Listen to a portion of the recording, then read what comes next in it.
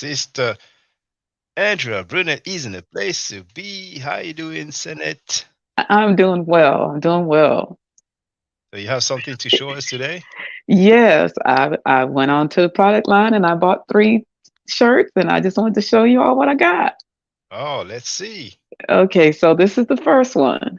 This is the Ah, the Onk shirt. the Ankh shirt.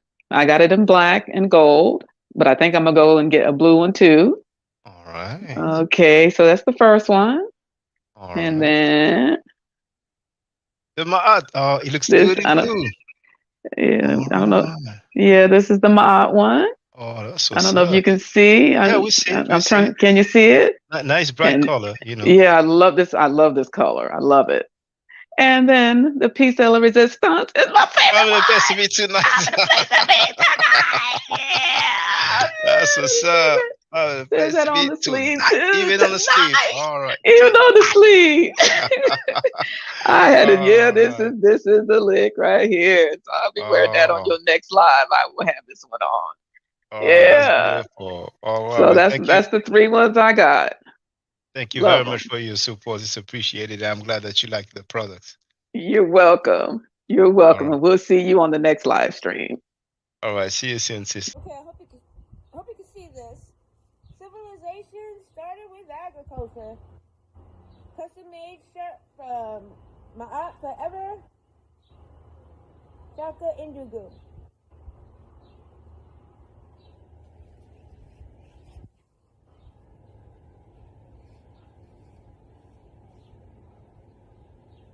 Civilization started with agriculture. This is Curse of Hammurabi, Shaka Indugu, who I support. Civilization started with agriculture because All right. Hey, brother Donnie Williams. See, you got your Yeah, makeup. yeah. What's up, Shaka? I was gonna do just a. I know it's a serious topic, but I was gonna do a little No, no, I appreciate that, bro. I'm unboxing. glad. So I'm glad. Yeah, yeah. Live yeah, man. unboxing. Bro, you don't mind if I use this excerpt, like as a clip, my No, intro? no, Oh, it's all thank you. good. Thank you. And Yeah, for those who wonder, I'm gonna share the link. All right, that's lovely. yeah. I got the Heather Gray. Oh man, yeah, Oh, you got the I Kemet didn't. shirt as well. Okay. Yeah, I didn't know it had that on the back In the though. back. Yeah. Yeah, that's nice. That's what's up, That's man. lovely. Oh, thank you. I So appreciate that. yeah. So just letting you know, just coming through, showing some support real quick, man.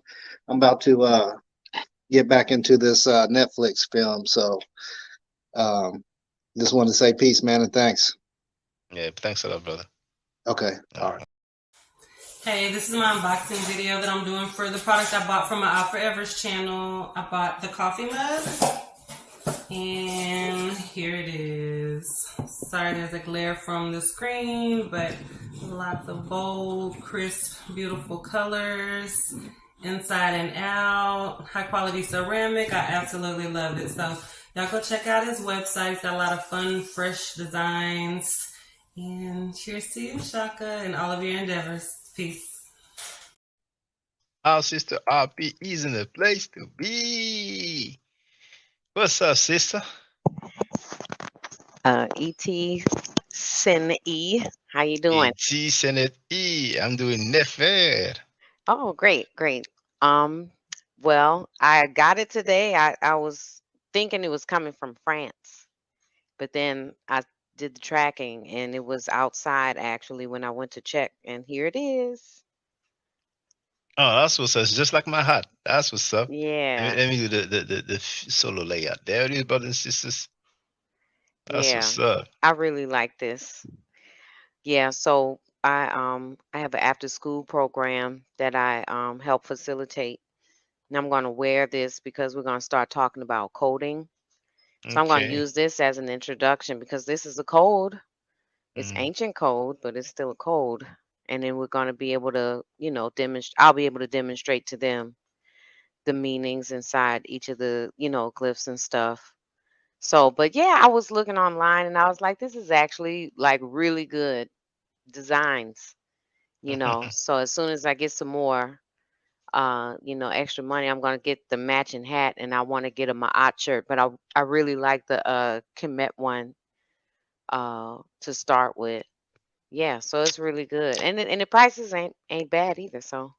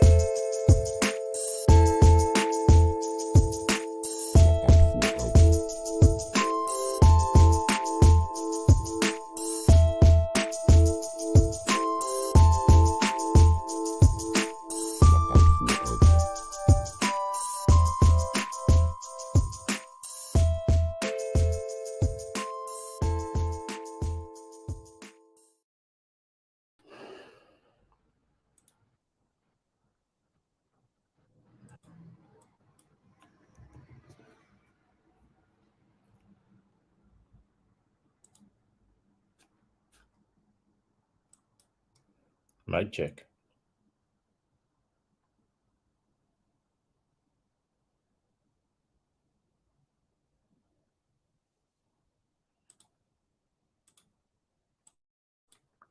Hotep Senuhena Senut, Tiren Ishakan Gukemet. I hope you're doing well. The title of this live stream is just open mic. The floor is yours. I'm sorry earlier. I did share the link for the stream. And I think first scheduled it for like 4 p.m. EST. Then I actually changed the timing twice. I did half an hour each time. And ultimately I didn't do it. So I'm sorry for whoever was waiting for it, but we are live now. And I guess it's a more convenient time right now because in New York, I think it is 11 p.m.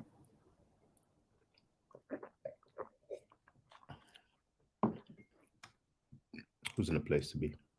Tara's in the place to be. Andrea Burnett is in the place to be. So really take advantage, like it says, it's open mic. So you can use the chat if you are a supporter. Because for those that don't know, the chat is only for supporters. You have the link to join. It's $3 per month. That's $36 per year. But if you can afford it, it's fine. You have the link to get on the panel. So feel free. Any topic, anything that's on your mind, holla at me. Actually, it's been a good minute. I wanted to do a open panel, but there was always something coming. So we can chill this evening.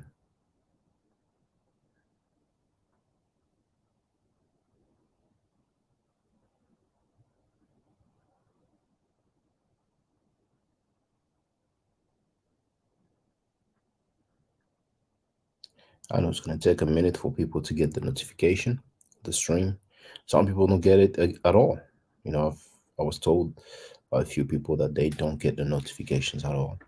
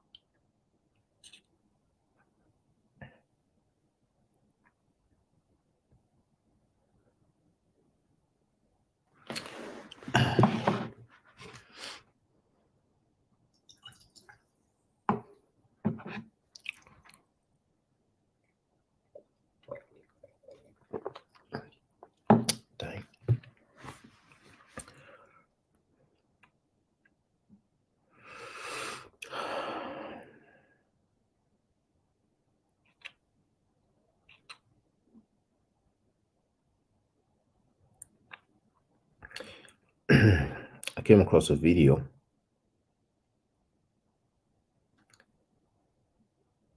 And they said that it's a 17-year-old girl who was shot. She was in the car with some friends. And her friends didn't want to take her to the hospital. She died, according to what they said. I don't know her name. We may hear more about it if that is accurate, because you have to be careful what you hear online. But it seems that the video was taken inside of the car. You can hear the girl crying, saying that she was shot, begging to be taken to the hospital.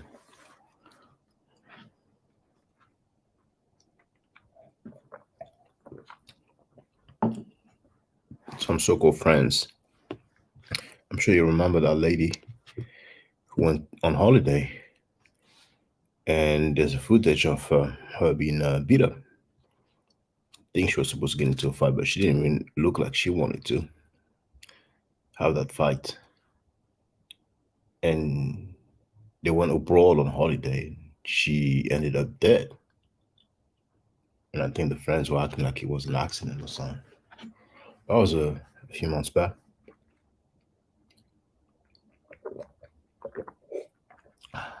Dang. She was a socialite or influencer. Sometimes people hate on you and you find out the hard way. That happens to so many people. Some people that you are cool with, or you think you're cool with them for years sometimes.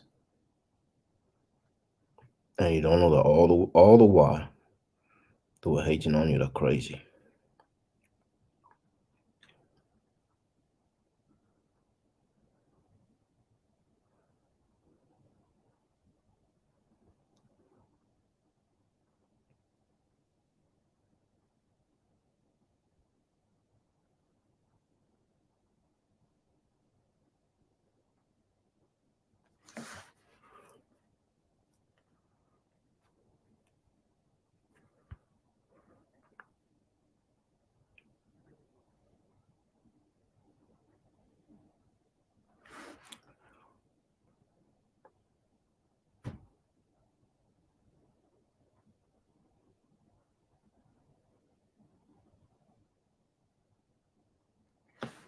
Oh, Love Me First joined us all the way in LA. Now, LA, that's 3 hours behind. So, if I'm not mistaken, it's 9:30 p.m. Well, actually, 9:40 p.m. Let me see.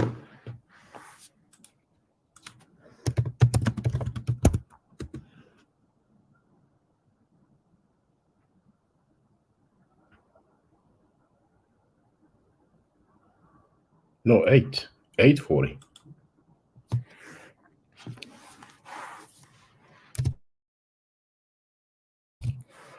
I'm in the future.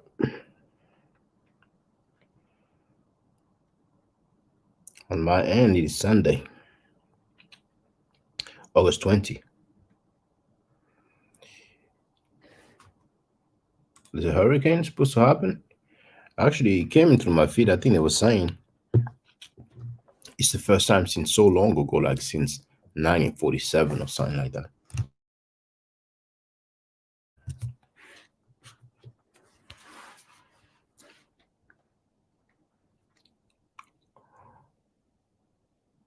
You know, it's really 2 weeks and 3 days. So,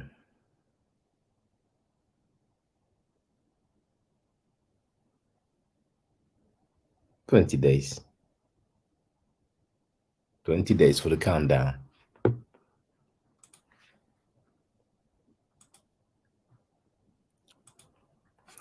Some people are under pressure, as you have seen. You know, we have those deviants. And the king of Punanis, Frankie Stein, can't do job by himself. He always needs people, just like Garfield, Trackfield, Mississippi Down. can't do job by himself, always needs people around. Just like Butler Reggie, Boom Boom Smashback, well, those guys need validation, help, and support from their homies. Can't do job by themselves.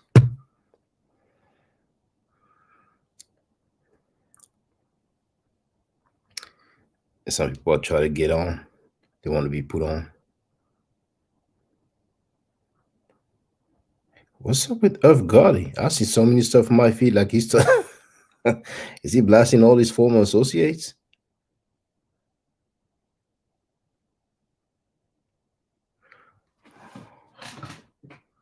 Andrew Burnett is asking Love Me for is she evacuated yet?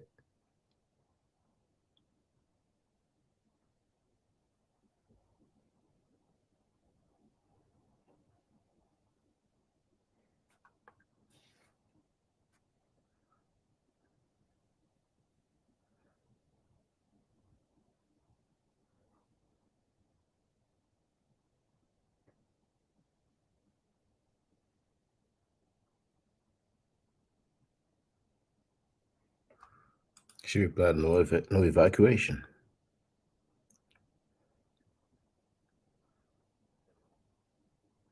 You notice it's been so long, and Wolf has not denied the allegation, so we can come to our own conclusion. It was a nice sunny day. Today was a nice day, like Ice Cube.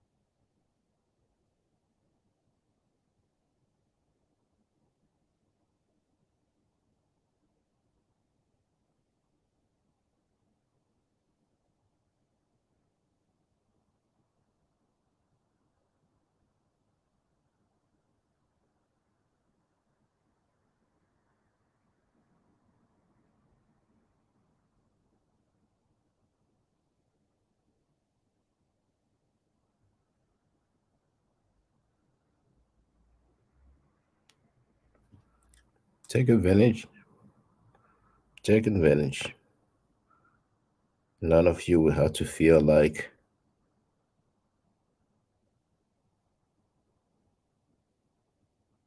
you're putting me off track or anything. Anything on your mind, any question, any comments. And if it's slow, then we'll put an end to it. It's all good. Just want to talk to my peeps.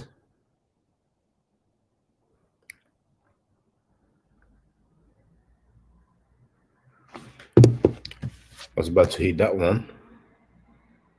Damn, for once it shows well. I was about to hit that one, but then I thought, let me holler at my peeps, man. It's been actually a few weeks. I wanted to do an open mic stream.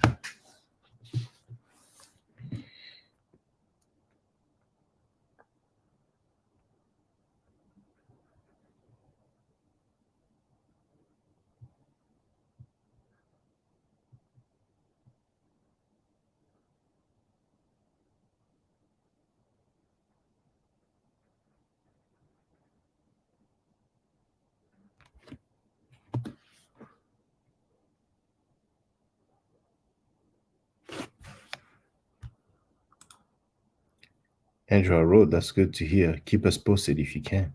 She replied, will do.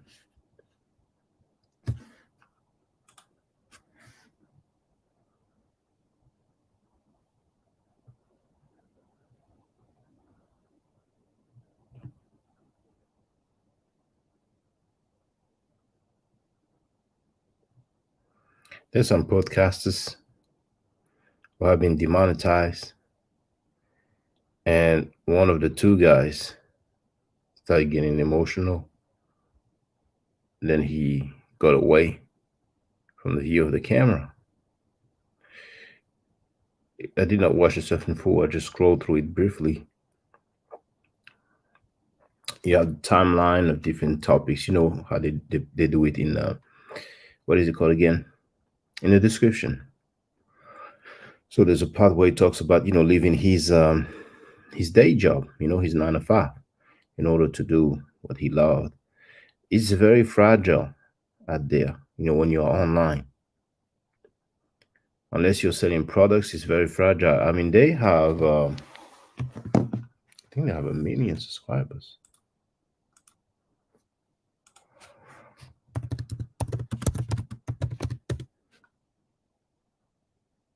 Yeah, they have over 1 million subscribers. So you can imagine how much money they were getting every month with the monetization.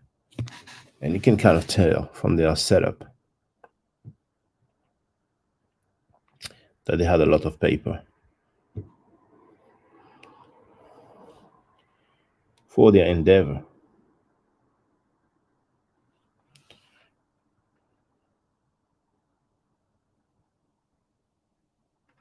But in the past, there's been a bit of controversy regarding some statements they made about a black woman, but it's very fragile. Very fragile. When you're online and you're relying on either the monetization or the goodwill of the people who like your content. But since they have about 1 million subscribers, they should be able to reinvent themselves and, go on some other platforms and have some of these plans, stuff like that, It's on them. Love Me for is asking who I'm talking about. Let me show.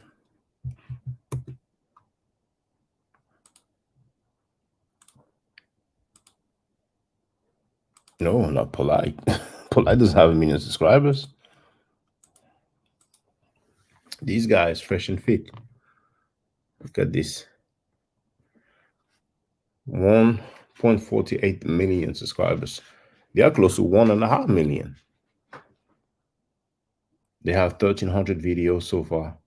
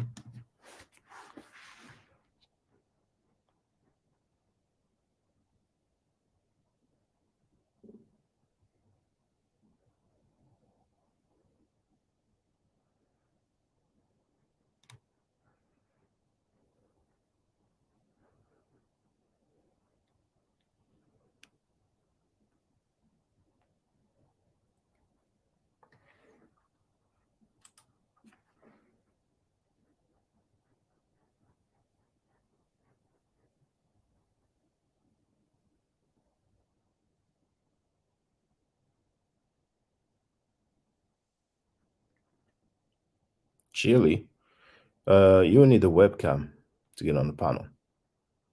So you can use your computer or your smartphone. But yeah, you need a webcam.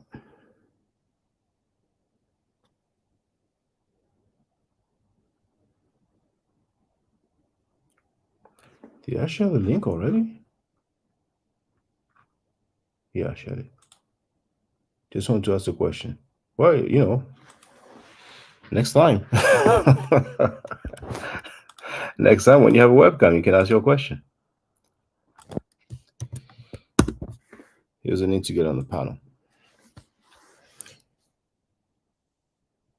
Andrew's in the place to be. How you doing, sister? I'm doing well. How are you? Oh, I'm chilling. I'm in a mellow mood. Chilling. Yeah. For real. I was on another platform today where some guy said that, I don't know if you heard this, or this guy named Clarence Thompson said that God sent a destroying angel to set the fire to Maui, and to let people know that's how the world is going to end in fire. Did you see that, or did you hear it? No, I never even heard about that person. You said Clarence Thompson? Yeah, he put a comment in somebody else's chat. Oh, Or okay. yeah, and I'm like, these Christians are just ridiculous. Some of them think that they have a special connection, special relationship with God, and God gives them messages. And it's just, wishful thinking, make believe, I mean, I remember that pastor who talked about the COVID is going to end. He made a prayer. I say, okay, I think I played the video. So I'm not paying attention to it too much, Yeah, but it's amazing when they say stuff like that, because it's almost like, so what? So no Christians are dying in the fire? Well, it's just crazy. I'm sorry, hold on. There's an issue of the 144,000 people. Some believe that, that's the amount of people that will be, quote unquote, saved, that will survive. And I think we have did 7 or 8 billion the world population. Yeah, 7.8 billion. We're reaching 8 billion. So basically, we have 7 billion people who are just gonna go to hell. For those who believe in this number, but it's from the book of Revelation. Actually, I can just show. Yeah, they all have that number, don't they? Even in Jehovah's Witnesses believe that, and so do Mormons. I think. Yeah, they get that from the Bible. You see here? Yeah, it says, book of Revelation.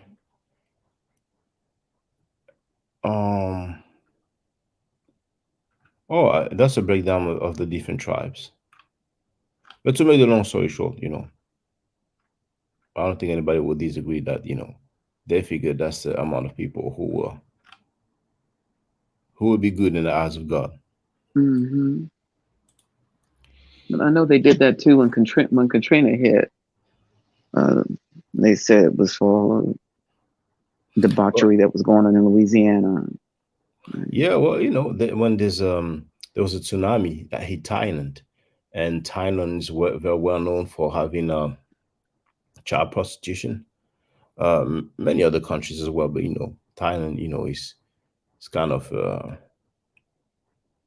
one of the countries that stands out when it comes to that, and they have a lot of lady boys and stuff like that. So people do what they do to survive. So the funny thing is that it's usually after a catastrophe, a natural disaster, that they say, well, it was because of God. It would be good if they could tell us beforehand. That would be more interesting. Let me forward. What if the 144,000 has already been chosen many years ago?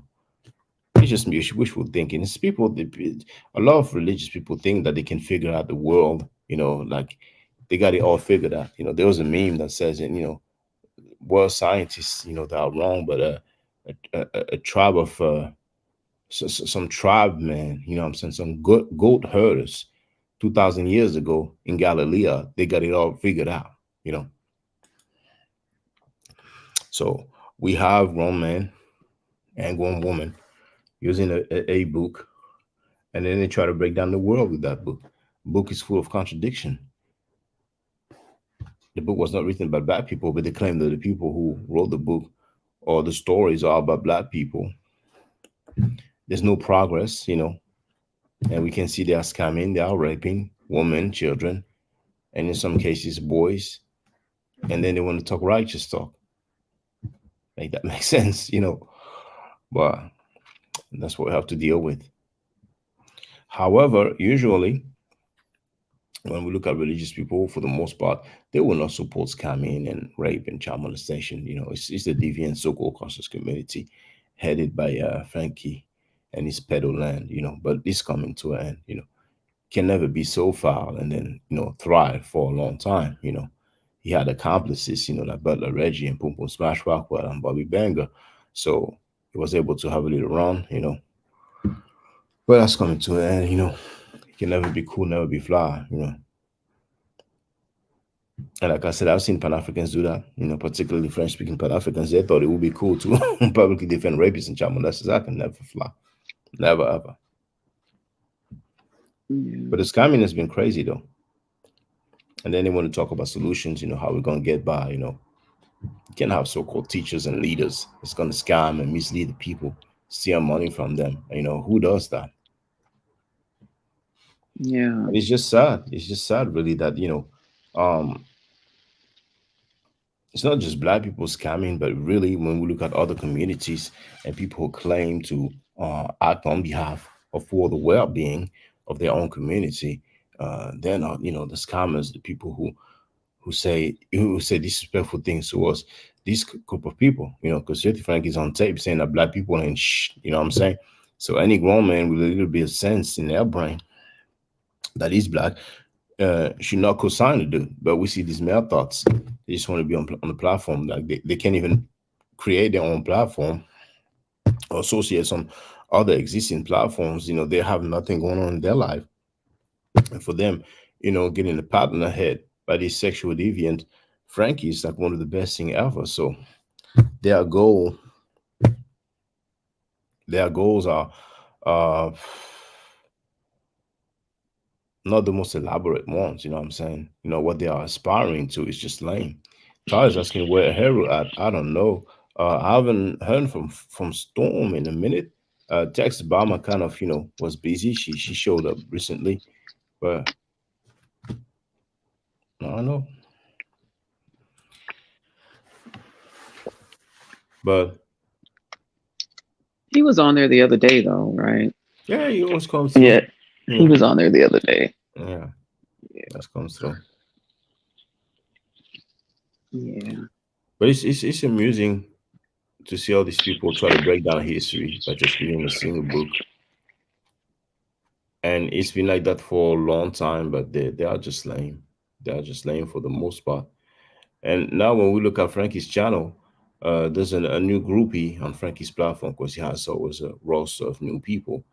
And I guess I should take it as a compliment that they are rejoicing over a guy running from a debate with me.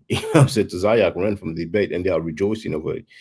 And this is really unheard of, unseen, somebody that's scared to debate and runs like a coward, and then they are rejoicing over that, And I did not realize how much I heard these HOK people when I appeared over there, and they all try, to throw me off my game and all that, including Napa. Shada Woof, you know what I'm saying? She was talking about human rights violation and all that. I mean, if she's not drunk, she's just a thought. But when I went back again to deal with the meta nature, she was real salty. And I knew, I said, yeah, she just want to seek revenge for the last time, you know what I'm saying? I mean, some adults are behaving like children. Love Me for Road 3 debate tomorrow with Zion on Sas channel. You're advertising for Zion now. You can't sell it to masters.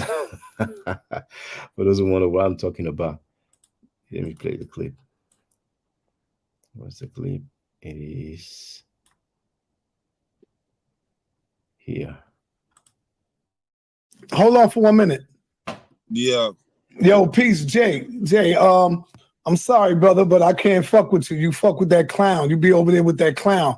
So you can't serve two masters, bro. Peace. So Zion X is disgusting. I made a video about that. She said she saw that on the timeline. He changed a rape story into a love story. That was disgusting. But yeah, he's pseudo like that. He's familiar with the Hebrew language, but he said Nyame is Yahweh, and so many other strange things he said. Really, it's just that HOK is just a bunch of, just a bunch of wannabes. Like Butler Reggie is about to reach 60. He's lame as hell. There's another dude, Zaquan, who's about to reach 70. He's lame as hell. And, to each his own. See, lames need somewhere where they can gather and kick it, Usually people would want to kick it primarily with like-minded people, you know. But hey, they can do that thing. Because so many times back in the days, like 2008, we used to hear a lot about the Moors, and they would come up with different terms, legal terms, always dealing with the Black Law Dictionary. So some people will be impressed, and then they will claim sovereignty, and they will claim that people don't have jurisdiction over them. They would talk about sovereignty. They will talk about not paying taxes. You know, you actually have some of them who say that they haven't paid taxes or filed any tax returns in so many years and decades and stuff like that. You know, but the teachings have been off. They will impress people early on at the early stage, but then with the internet, you know, with the video sharing platforms like YouTube, and people are able to cross-check, you know, the claims. So really, it's just fanciful for the most part, you know. But they've been trying to survive. They've been trying to survive, and really, it's this Asiatic black man movement derived from Freemasonry. And I've demonstrated that, you know, in the video, the session of Asiatic black men. You know, on one hand, they want to talk down, they want to talk bad about the secret societies and Freemasons and stuff like that. You know, but they derive from that. You know, the fathers of the Asiatic black men, whether they are MSTA members or NOI members, you know, that is Moorish Science Temple of America or Nation of Islam, the fathers of the Asiatic black men are two white men. You know, so it's all good. You know, and even back in 2000, I think it was it 2011? Dr. Wesley Muhammad, PhD, you know, he challenged me. I accepted, then he ran, you know. I mean, people usually ran. Black Jesus Minister, he ran too. We agreed that I will go on his platform first, then he will come on my platform after. He didn't come on my platform. He sent an email, though, to apologize for his behavior, but, you know, he just ran. That's what they do. That's what they do. So ultimately, at one point, they don't have much to say, so they're gonna be on some xenophobic vibe. But you know, it comes with the territory. Yeah, it's just easy. It's just easy to label somebody so they can have it. Say they dismissed you. You know, once they put. But they're desperate. They're desperate. You know, they're desperate. Yeah. I'm very comfortable, and I've been very comfortable over the years. You know, I don't need help. I don't need backup, and they know what's up. Then they know who they can, you know, impress and lie to, and they are very good at lying. You know, they're very good at lying. They actually have no shame. You know, somebody with integrity and dignity will, especially if he claims to teach the people, you know, to present information to people, then he will want to be accurate. You know, but over and over, you know. But it's all good. It's all good. For those who wonder, just want to have a preview. I'm gonna share it again. What is it called again? Here. There it is. Frankie even removed the video because I just destroyed his whole team. I was by myself, and all these Power Rangers try to holler at me, and to no avail, you know. So they've been butthurt ever since. Those guys think that they have accurate teaching, and really, for the most part, it's just wrong, erroneous, inaccurate, fictional stories and fairy tales. They try to validate with some religious writing. Religion is not theology is not history, but they are a bit hard hearing. They are pretending sometimes, but it's all good. It's documented. It's documented. But Nepal is not the only one that has not denied. ICPK, you know, once again, their own members said that their leader has molested a boy. We haven't heard any rebuttal, you know, and it's a new day. It's a new day, you know. If an accusation like that comes about me, that I would just deny it quick, and that's it. Let's move on. But if they don't deny, it's because there's some people who can testify. It's probably because there's some paperwork around, you know. So we've seen Frankie was very agitated. Thinking about, and now they're trying to say that Nepal. We ain't trying to say nothing. Judith Nasi asked, other people ask, and all she can say is, no, I was not accused, or yes, I was accused. It's not that difficult. So they talk that Bible, they talk that truth, but they cannot even be truthful about their own selves. You know what I'm saying? And the thing with the pie is quite special because her behavior is real messed up. Making fun of a child that died, making fun of somebody's medical condition, uh, behaving like a thought, twerking half naked, sending videos of herself, naked, half naked to dudes, and then she has not to want to talk about people's behavior. Her own so-called husband, beefing with 3-year-old child, and even when she asks him, please don't, he still does, and then she says, yes, sir, and then she claims to be a woman advocate. She's not a woman advocate.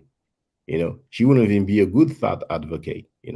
How are you going to be a woman advocate and your husband is live on air talking about a 3-year-old girl, and you're seeing on the panel, and it's so funny because it's easy to give yourself a label.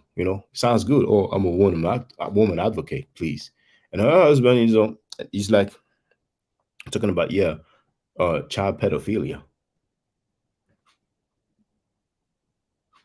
That doesn't even understand the words that he's saying. The pedo and pedophilia, it stands for infant. So saying child pedophilia is quite oxymoronic, but we're not gonna be too we're gonna make it easy, for Frankie, because Frankie has challenges. He has challenges.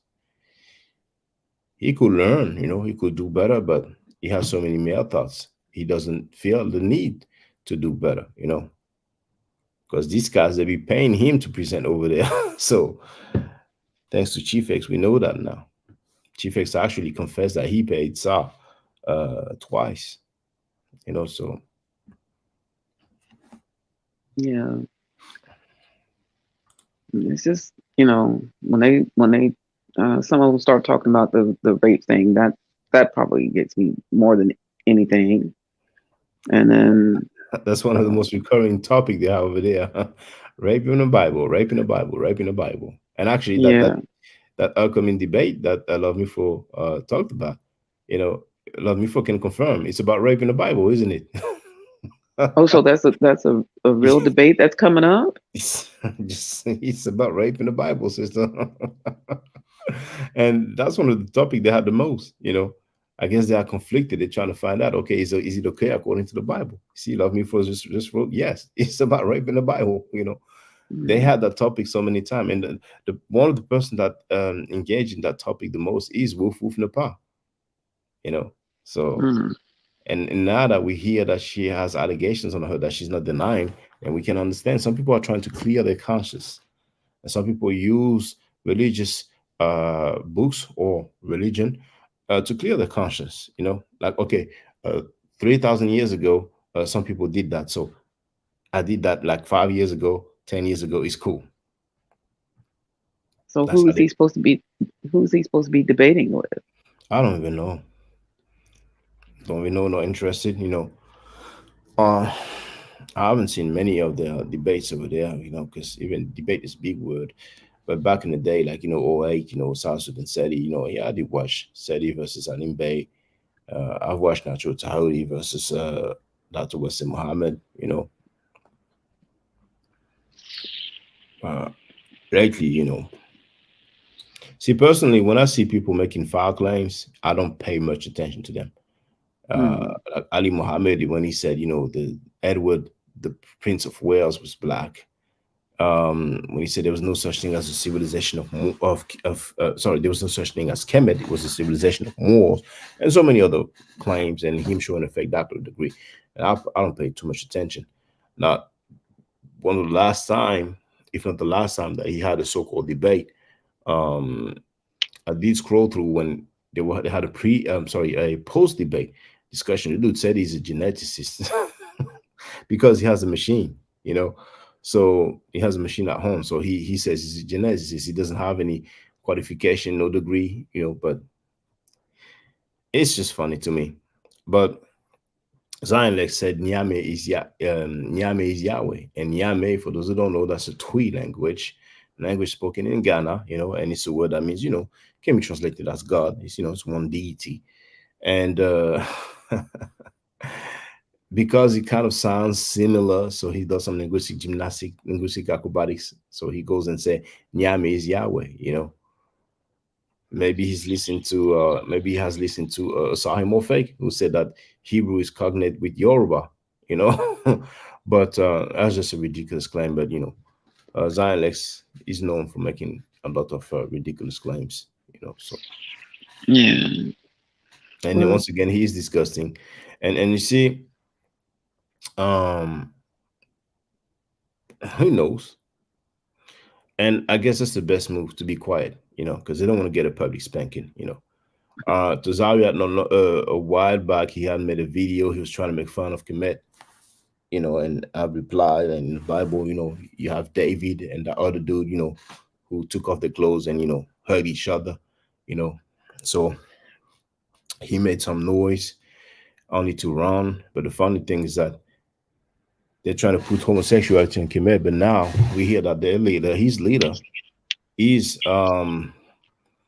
accused by, well, I wouldn't even call it an accusation, because this one ISUPK member who said that he molested a boy. So that's homosexuality.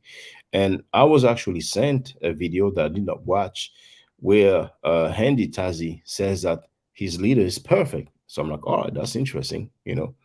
But I don't see how you can be perfect if you have molested a boy. Yeah. To each his own. But it's funny. It's one of their members who said that. Yeah. I mean, I'm sure people can find all kinds of stuff in the Bible to justify their behavior, but, you know, 9 times out of 10, it's blamed on the devil, because that's the easy out. All right. Nobody wants to take responsibility for their actions. Yeah. It's easy to blame things on the devil, indeed. Mm-hmm. If it's bad, it's the devil, and if it's good, it's God, or whatever. And it just excuses accountability. Yeah. In Africa, yeah, some people, I said some people, who will blame wrongdoings on, you know, witchcraft, evil spirit, you know. Oh, they put a spell on me or whatever, you know. Just a convenient scapegoat, you know. Mm-hmm. Yeah, of course, it really is. You will have those people who will claim that, you know, they can, you know, free you of that spell or evil spirit, you know, and of course they aren't going to do that for free, so you have to pay. And, you know, mind game, you know what I'm saying?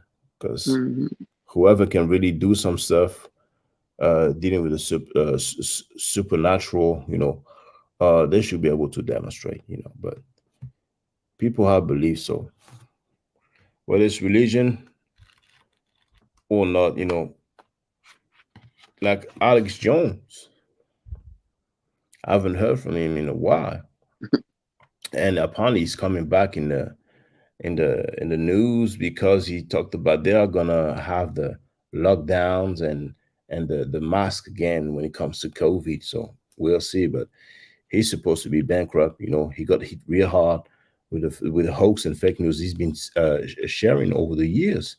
So I guess he's trying to come back now, you know, because the COVID was a big thing for these conspiracy theorists. You know, they were kind of nearly all in agreement. That was one of the biggest unifying thing for conspiracy theorists, you know. But now COVID is no longer the thing, you know.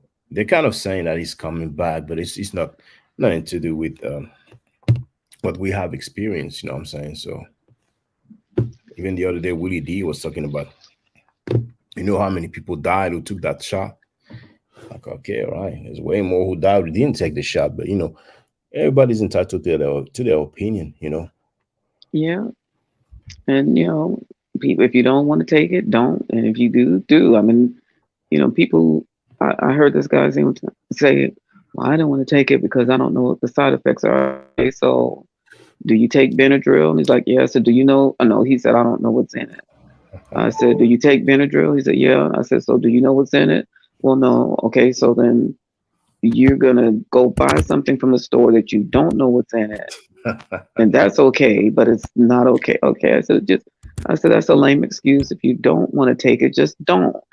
But you can't say because you don't know what's in it, because a lot of stuff you eat, a lot of stuff you drink, you don't know what's in it, but you drink it and eat it anyway. So Yeah. that's just a lame excuse. Just don't, if you don't want to, don't, and don't say nothing to somebody who does, right? It's to each his own, A lot you of know? people became experts of medicine when the COVID hit. Mm-hmm. They were Mm-hmm. able to break down so many things, you know. But Yeah. what it is, that's where we're living in. But the sad thing is that Black people, we spend a lot of time, money, and energy on different movements, different ideologies, different doctrines, but ultimately we're not progressing. And Mm-hmm. really, it is a clear um, and obvious observation that this cast dealing with the Abrahamic belief system has not led us far at all. You know, they really pushed us back. I mean, we have grown men publicly making excuses for rapists and child molesters. This is something that we have never seen before. But that's coming to an Yeah. end, though. And it was about time. But it's sad, man. See, it's obvious that a lot of these people who claim to be activists and involved in the black cause and black struggle, a lot of them have skeletons in closet. And I'm not talking about, because they like to say, who's perfect? Are you perfect? You know what I'm saying? No, motherfucker. I'm sorry for my language. If you have rape, don't make excuses for rapists just because you have raped before. You know what I'm saying? Trying to act like, oh, it ain't nothing. Just walk it off. It comes to the territory. No, come on, man. Because we have countries, and Haiti is one of them. When there's chaos, there's no government, there's a lot of raping. You know what I'm saying? When there was an earthquake and people were living in tents, they would just go through the main prison in the capital was damaged following the earthquake. And then a lot of people, just left, ran from jail, and they raped so many. They raped many women. Now, in South Africa and in other places as well, they have a corrective rape. So they will target, people like women who are homosexual, lesbian, and they will rape them, and claim that it is corrective rape. It's just an excuse to rape. You know what I'm saying? How are you gonna correct somebody's sexual orientation by raping them? You know what I'm saying? In the Democratic Republic of the Congo, they used to have, well, they still do, like rape as a, how do you call it again? Like a war tool. I forgot the how they worded the expression, but they're acting like it's a war weapon, weapon of war. You know what I'm saying? And I remember that cat who was being interviewed, and he was like, he was asked by the interviewer, what if it was the sister? And it's like, yeah, but it is what it is. I'm paraphrasing, but it's there. I think I shared it, but then, like I said, you have some gangs, and part of the initiation is for the woman to get ran through. You know what I'm saying? Sometimes they know what's coming to them. Sometimes they don't know what's coming to them. And it's just messed up. It's just messed up. But, we have to make the world a better place, and we will not make the world a better place by making excuses for the rapists and child molesters. You know what I'm saying? Whether they use religion or not. It causes a lot of trauma, a lot of distrust, a lot of hate, and it's a vicious cycle. And recently, males are spoken out, like MC Sean, Mike Tyson, and several other people, even rappers, you know what I'm saying, who have spoken out and said that they have been, molested, so hopefully that will help people to have the discussion, warn their loved ones, their family members, the young ones, and try to get help and healing. And people have to understand that it's not okay, because unfortunately we have families. People don't want the quote unquote shame on their family. So when they know that they have some members of the family who are molesting, they want to sweep it under the rug, and it's just messed up. Just messed up. Yeah. And really, when I was dealing with those French Pan Africans, and when I say French Pan Africans, I really mean French speaking Pan Africans. It's not just the Pan Africans in France, but in other French-speaking countries, and sometimes in non-French-speaking countries, but there happen to be French speakers who live about everywhere. Um, they're more worried about their image than anything. They know very well who the rapists are. They know very well who the child molesters are, but they act like it ain't a thing, because it's a bigger cause or something like that. No, it don't work like that. It doesn't fly like that. You know what I'm saying? Yeah. And it's just sad. It's just sad, really. But what I've been saying over the years, people can see. People can see. I've talked to people, have seen how many different people who claim to be Pan-Africans were not members of any Pan-African organization. Sometimes I would ask them to give me the names of some Pan-African organizations. Some were not even able to say so. And then when I would ask, okay, what are the Pan-African organization who made some public statement against rape, against child molestation, against the anti-African teaching, and even, unfortunately, against anti-Black teaching, where Black people making anti-Black statements and if lies, But it is documented, at least, it's not coming out of thin air. I'm not making this stuff up. We have that documented, and it's been going on for years.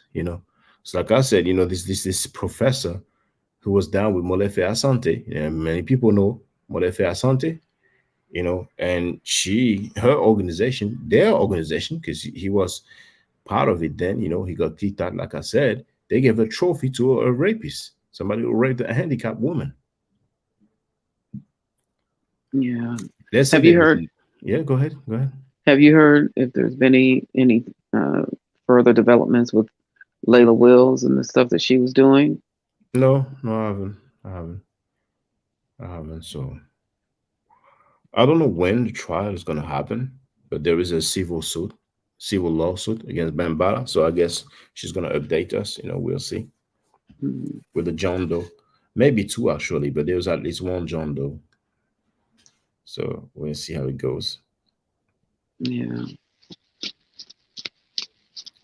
Yeah, there's a lot going on in the community. That's one thing as well. Now we're dealing with hip hop. You know what I'm saying? I like hip hop. I like rap music. You know what I'm saying? So just because you like hip hop, it doesn't mean that you cannot talk about, child molestation. But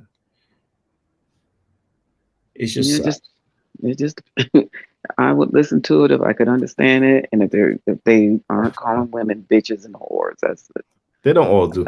I'm not saying that's what I'm saying. I could listen to it as long as those words and stuff like that are not being said. Because I like Will Smith's, "Summertime" and some get jiggy with it. I like some of that kind of. He doesn't curse in his raps. Right. So I like his, but when I can't understand what you're saying, it's just like, yeah. But yeah, it's just this, I think a lot. It's just all this stuff adds up. When you change, like some of the music we listened to back in the day, it had, it didn't have explicit lyrics, but you knew what they were talking about. It's true. Nowadays, it's like, man, it's no holds barred. They say everything and anything. And the funny thing is that in the French radios, when they will play these songs, first they were not really playing edited versions because most people would not understand. Then they will follow suit, just like in other places. So you will hear the edited version, but that's for the English songs. Then the French rap or rap in French language started getting more and more popular, and then the last few years you will hear quite a fair bit of profanity on the radio. Like daytime. And it's quite strange to see that change, to see that evolution. But that's how it is. Because I remember even with television, it would sign off at a certain time. Yeah. And it didn't turn back on until a certain time the next day. Now, now you got 24/7 news cycles and everything. And so Paul Mooney made a joke about that. He said, back then, the TV had decency. They'll say, okay, good night. Now, if you try to change the channel, get your hand off me. Yeah. Paul Mooney was real funny, but there was some accusation when it comes to is it like Richard Pryor's son or something? But I have to. I'm gonna check for now. I have to double check what it was about exactly. And 7-Eleven meant 7-Eleven. It was open from 7 to 11, 7 a.m. to 11 p.m. Now it's 24 hours. A lot of those things changed over time. Yes. Yeah. And for those who wonder, I'm gonna share this so you understand. I'm not just talking for the sake of talking. Here you have that link right there. So you are free to read in your own time. But it says Richard Pryor Jr. insinuates he was molested by Paul Mooney. Okay. So that was 4 years ago, for those who want to know. And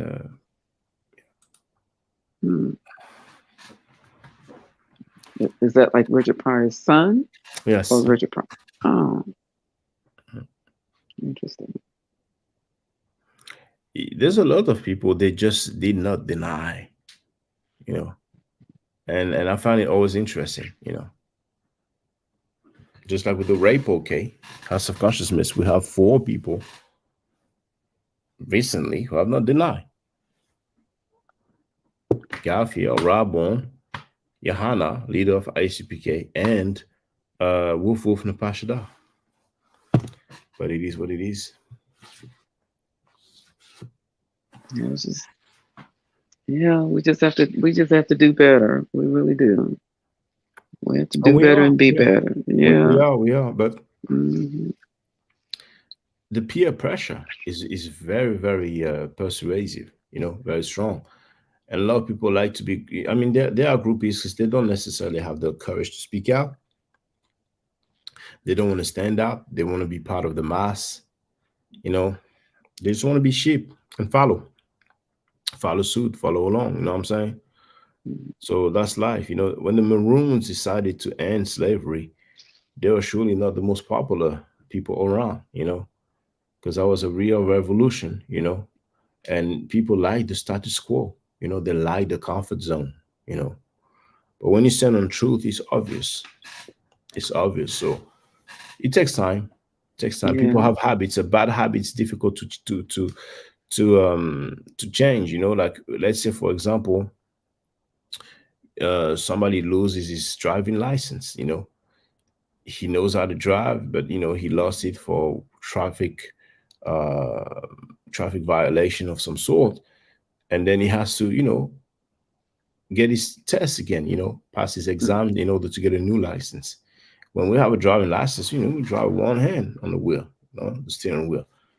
But then, you have to take the habit again of, just that thing alone, bad habits, what I'm saying?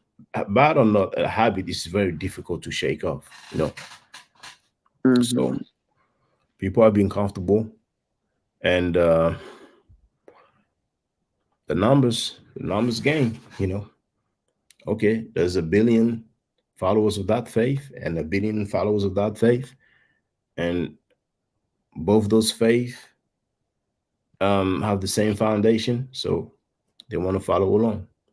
But worldwide, there are so many people who are not following this Abrahamic belief system. They are living well, but it's okay. It takes time.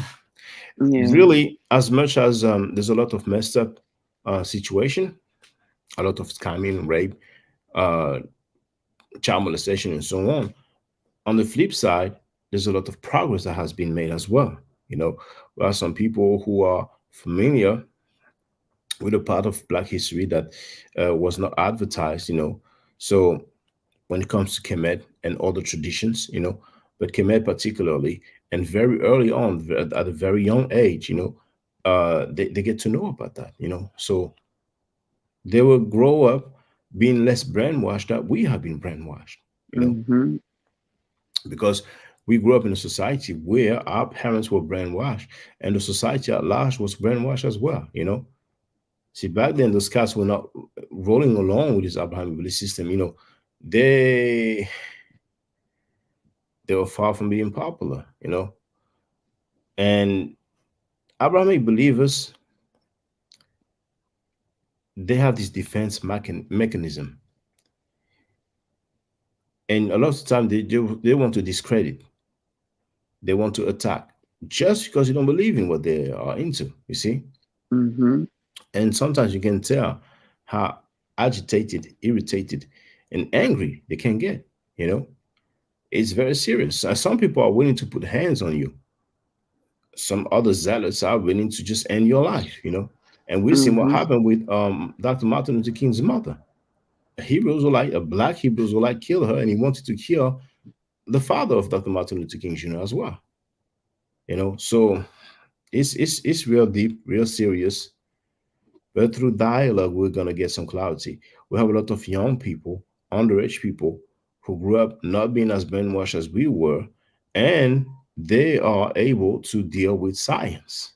You know, so there's many different scientific fields, and we need that. You know, some people deal with the linguistics, some people deal with the history, some people, will go to medicine and other endeavors. I mean, other field, other areas, and slowly but surely things are changing. You know, I remember Layla Africa, very interesting.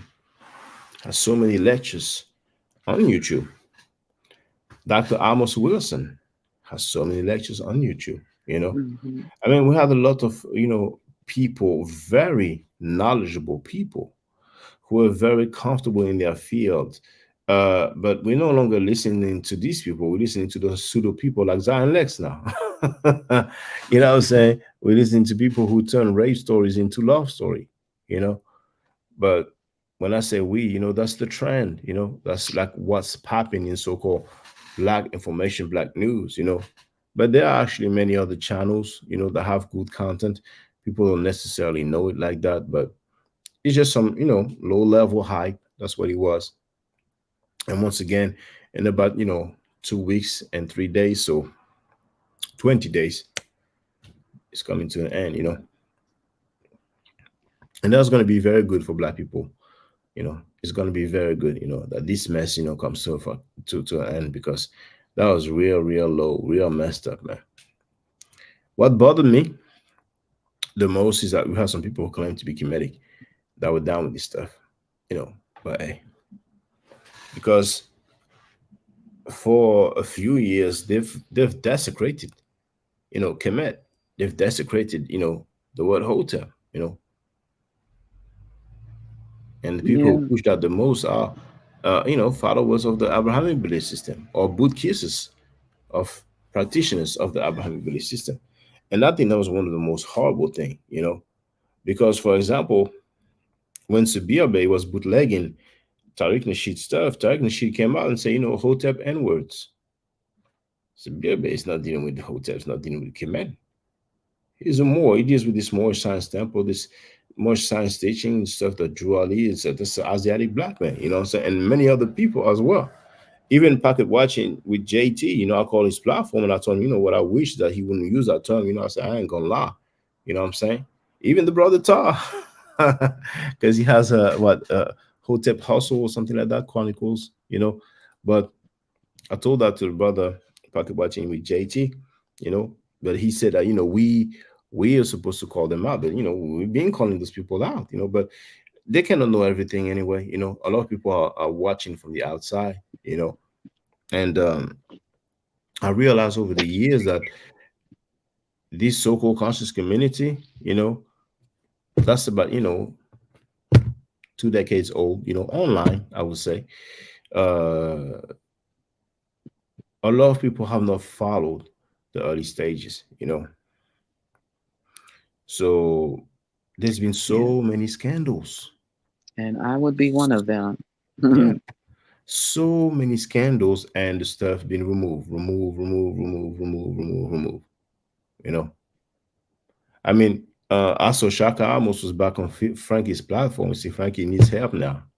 Now, we've heard two people say that Sinetta said that Shaka Amos was guilty. And for those who wonder, that's the situation where he was accused by a young lady of being molested by the dude, you know what I'm saying, when she was underage, you know what I'm saying? So that's the kind of guy he is, you know what I'm saying? We had him on tape, calling people pedophiles, you know what I'm saying, talking about, they were child molested and stuff like that. But then he deletes the stuff and then he's cool with those people. You know what I'm saying? So luckily now, it's a new era. We have the receipts, we have many tools to record the actual statements. and then we have them at our disposal. But really, the things that we've witnessed in the last few months, it's been like that for years. Actually, it was for years, but a lot of people just don't know that. Now sometimes I guess maybe it's a New York thing, like in the rap game, the New York rappers, they are more subliminal. So you will hear some people talking about people, they may say their names and say some stuff, but they will not elaborate too much. You know what I'm saying? Just like back in the days when they talked about Polite, he beat the case or something like that. Later on, I understood, okay, it's about that minor that ran off with him. You know what I'm saying? But back then, they did not give any details. We only found out when they are angry. So it's been a mess. It's been a mess. But hey, when Frankie said, I'm going to be putting up reports, Rob and Garfield, if I didn't have it, and there it is. But I have it now. You know what I'm saying? So he's letting people know. He's letting the world know. He's letting the public know. He has some stuff from them, and they better get in line. You know what I'm saying? But you wanted to say something? Feel free, sister. I was going to say, because a lot of our attention back then was, the molestation that was going on with the Catholic Church and the Boy Scouts and stuff like that, So we didn't hear as much about what was happening in our community because that was like the overarching topic. If they were talking about it, that's where the angle was. It's not so much that it happened over here. It was those people that were doing that. And, to the oversight of what was going on in our community. So. Yeah, well, actually, lately, Frankie, was like, what about the other places? What about the Catholic Church? Him and his new associates, always trying to deflect. Mm-hmm. But, that behavior is bad, no matter who does it and no matter where it's done, And you ain't going to be like, oh, we're doing it, or I'm cool with people doing it, but over there, they're doing it as well. If you have any cases about that, feel free. We know about cases, in the Black community, the social conscious community, because, Frankie talked about it, or other people talked about it, and really, the list is just too long. People heard about Sinful the P. He has passed away. People heard about Solomon. You know what I'm saying? He was, charged, convicted. Now I don't remember if he did time for it. You know what I'm saying? He didn't really want to say too much. What he has actually said. People talk about him exposing himself publicly. You know what I'm saying? But hey, it's their world. It's their world. Yeah, but when I don't know what clip you put up there, where that guy said he'd rather be, effed by a Black man than the oppressor. That's an ICPK member. When you're putting stuff out there like that, I mean, what kind of example is that for our people and our children to hear somebody say something like that? They are deviants. They are deviants, and the other people will be in the street teaching people, teaching, allegedly teaching, the right way, the right path, like, I don't believe in the Abrahamic belief system, but can you picture Jesus saying that he'd rather get F by some people from his tribe, his tribesmen, rather than getting F by the Romans? You know what I'm saying? I mean, these guys, but hey. But it is an ICPK member who wrote that. The same one who said that their leader, General Yohana, molested the boy back in the day, and he paid up the family. And then when we have those guys who say, "Oh, I'm innocent. I was not convicted for it," people are asked some very specific questions. Now, have you been accused? And the answer, they don't remember. So now that we know, according to an ICPK member, that they be paying families off, just like the Catholic Church does. They may have not been convicted for it, but if they find an agreement, a financial agreement, how many times did that happen? Was it the only time? It's just deeper than we would have thought, I never thought it would be that deep, And notice, ladies and gentlemen, how quiet they are. ICPK, you all know them. Frankie's been butt kissing them like a sucker for all these years. A member of ICPK went out publicly and stated that the leader, General Yohana, commanding General Yohana, molested the boy back in the day. It's funny we don't hear them.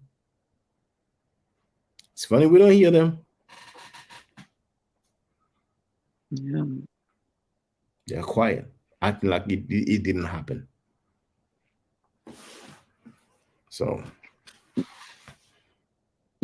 a lot of.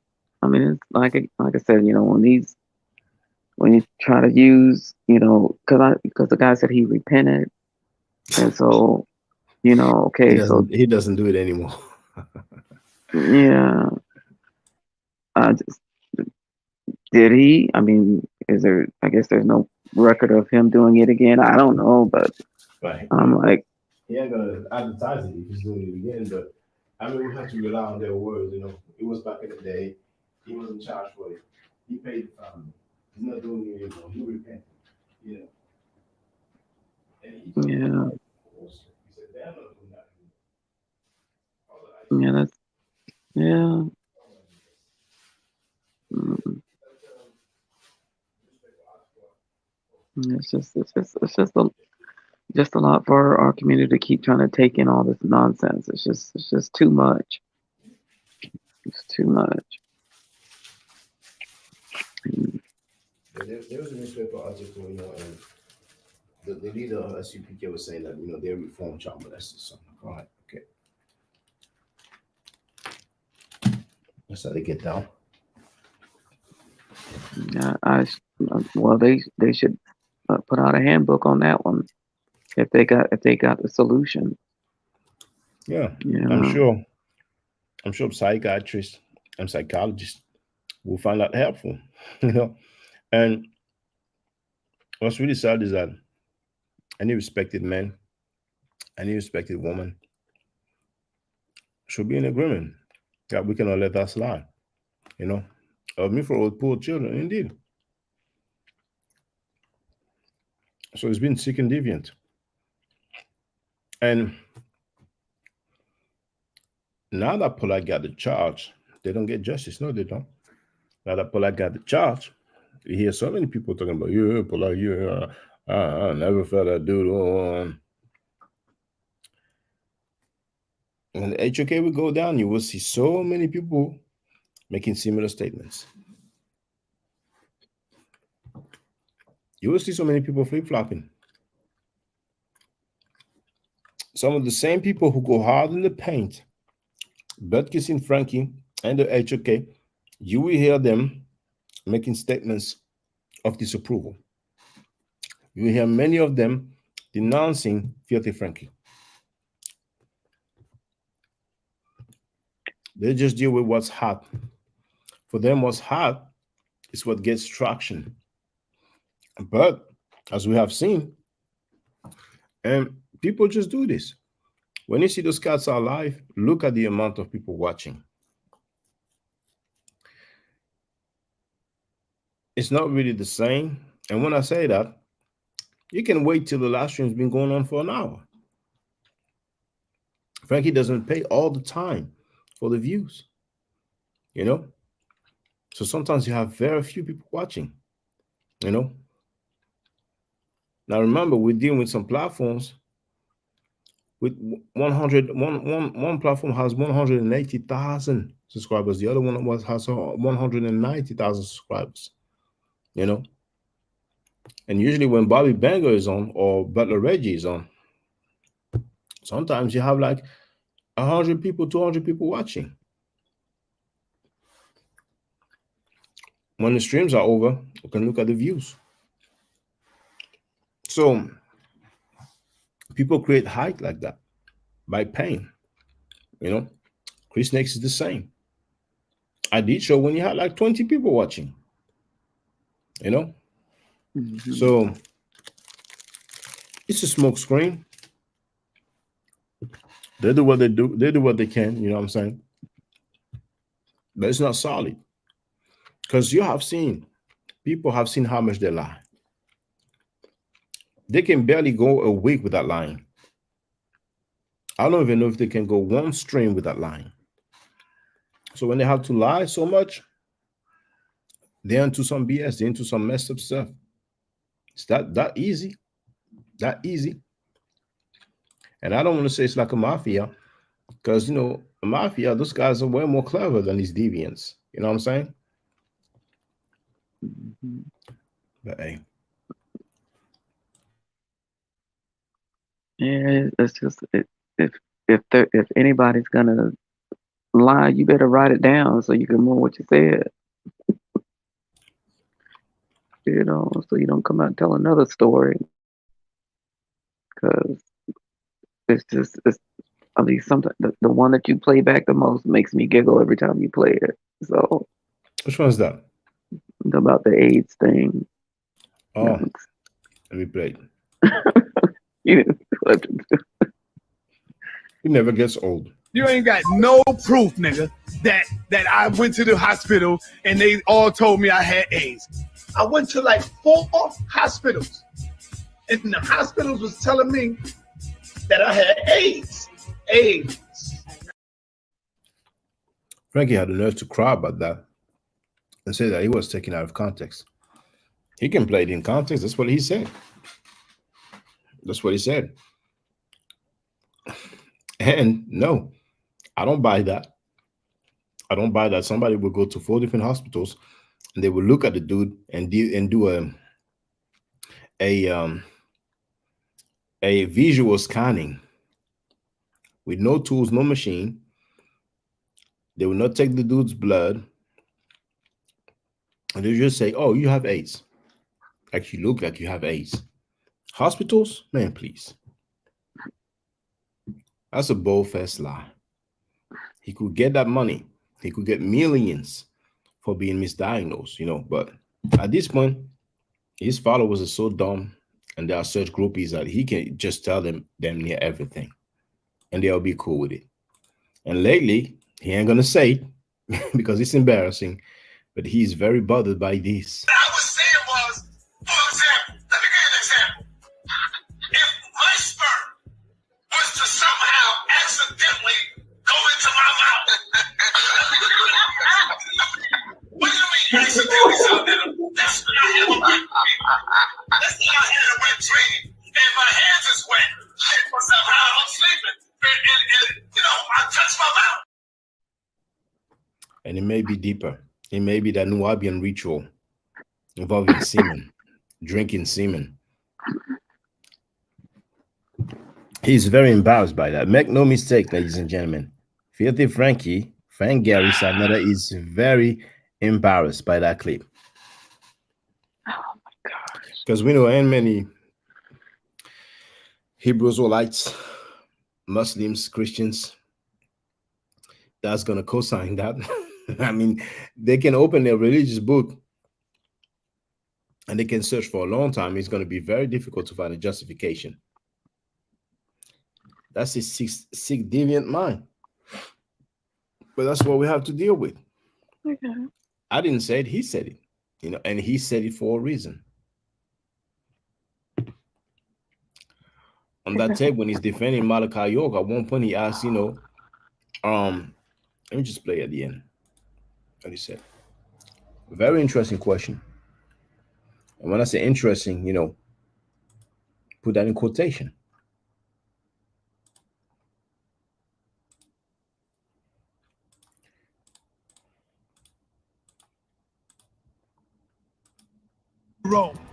Would you say I was to have sex? God damn. So go ahead, Poppy. If I was to have sex with a 9-year-old, would you say that I am a molester? 9-year-old. And that age is okay for many Hebrew Israelites. We've seen some of them saying it in the street, broad daylight. For those who wonder, that's a video of the dude defending Malachi York. Senator defending Malachi York for 10 minutes. How deviant can you be? So, and he's been defending Polite also. He has toned it down because there's a trial upcoming, but he was very vocal, very motivated in defending Polite. Well, Femi, how you doing, brother? You just waking up? Yeah. Made the move today finally to a different place. You mean you relocated or you just traveled for a while? Just 30 miles away. But yeah, took all the furniture and stuff. Forgot the pillows. Still got stuff over at the other place. We'll get that stuff tomorrow. I read that moving house is one of the most stressful thing, along with job interview and an school exams. And mover scratched up the wall a little bit. What's on your mind, Femi? Feel free, brother. I just saw y'all on here talking. I saw my favorite clip just a second ago. Yeah. The one about the Frankie and the semen in his mouth? No, the one before that. The AIDS. No proof. I mean, this cat, man, if he didn't exist, we'll have to create him. I don't even think that the lying is accidental. It's more like they just don't care. He forgets. He's on dope, so he forgets. You know what I'm saying? He thinks that when he deletes a video, then people didn't see it. You know what I'm saying? Wow. But yeah, that's one of the worst he's ever said. He likes to accuse people of not having proof, but when we play him saying something, then he's not happy. It is always hilarious to see that sequence, man. Y'all ain't got no proof. Hey, play it again, bro. You ain't got no proof, nigga, that I went to the hospital and they all told me I had AIDS. I went to like 4 hospitals, and the hospitals was telling me that I had AIDS. Sometimes I feel like, you know what?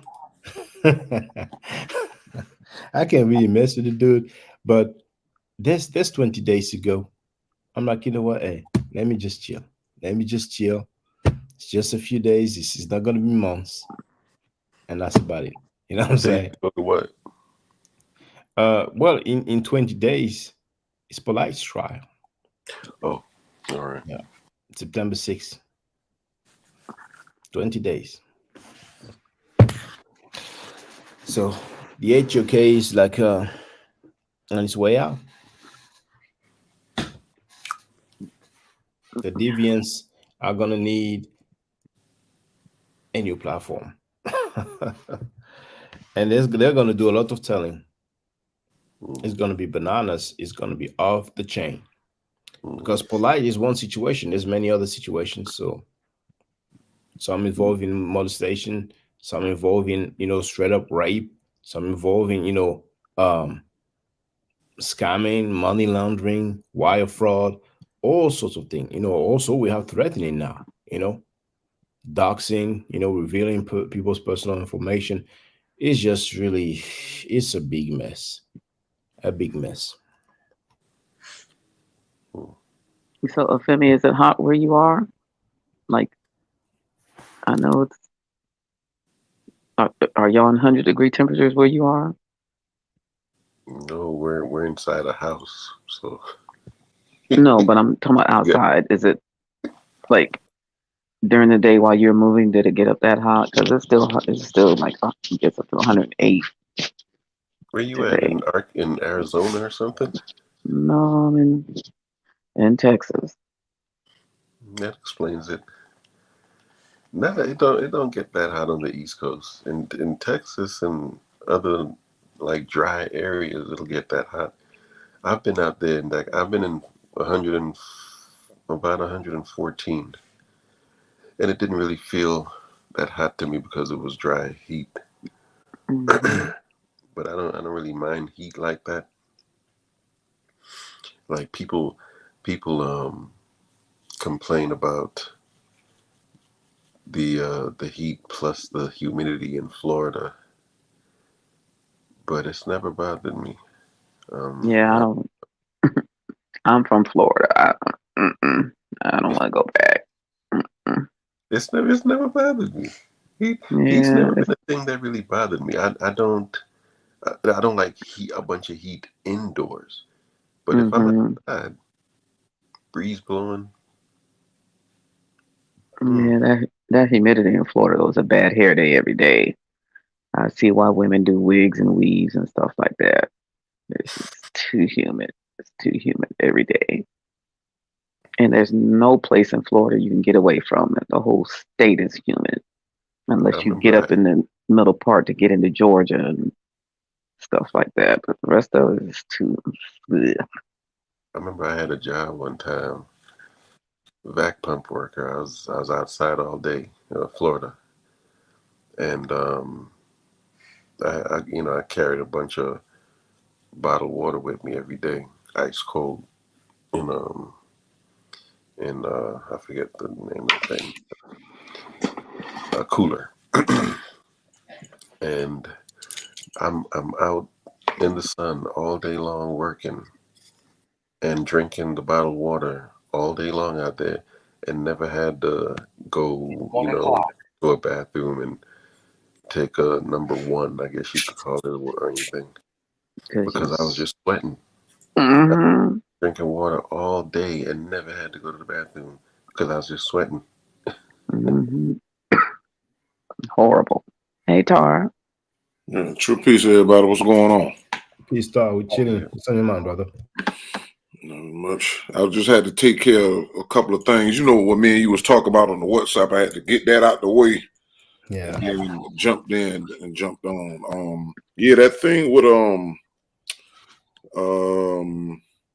with Paul Mooney, his I think the guy who used to be I think he was Richard Pryor's ex-bodyguard, I think. And he the one that put that out first. And this is around the time I guess Paul Mooney had stopped making public appearances because they and he wasn't out in the public no more. And he put that out, and then Richard Pryor's wife, widow, came out and she supported that, and she said she was writing a book, but she had actual proof that did happen. And the bodyguard was saying that Richard Pryor wanted to give him, I think, $1 million to kill Paul Mooney, and this was around the time right before Richard Pryor had that accident when he was freebasing coke or crack back then, and he had that fire and burnt himself. That's when that happened, and they kind of threw him off. He said he was kind of like got off it, but he said that Richard was 38 hot about that, and he wanted to kill Paul Mooney for doing that. And then eventually TMZ caught up with Richard's son and kind of pressed him on it, and he was like, he didn't really want that out at the time. He wasn't really ready to talk about it, but he pretty much admitted to it. And then Paul Mooney's sons came out, and they was trying to, well, we need to sit down and, have a conversation with him. But you can't get mad with the son. Go take it up with the bodyguard and the widow. They said this happened. This dude was young when he done that. And even when I watched Paul Mooney, you could see the sweetness. You could see it. I mean, it's obvious. So, but that was horrible, to be your best friend did that to your child, and this stuff is really a problem. It's an epidemic and around the world, and in Hollywood and the music industry, all these people are trapped into it, But brother, do you know if Paul Mooney's wife changed her mind about talking about the situation in her book? You mean Richard Pryor's wife? Or Paul Mooney's wife? Oh, was it Paul Mooney's wife who was about to?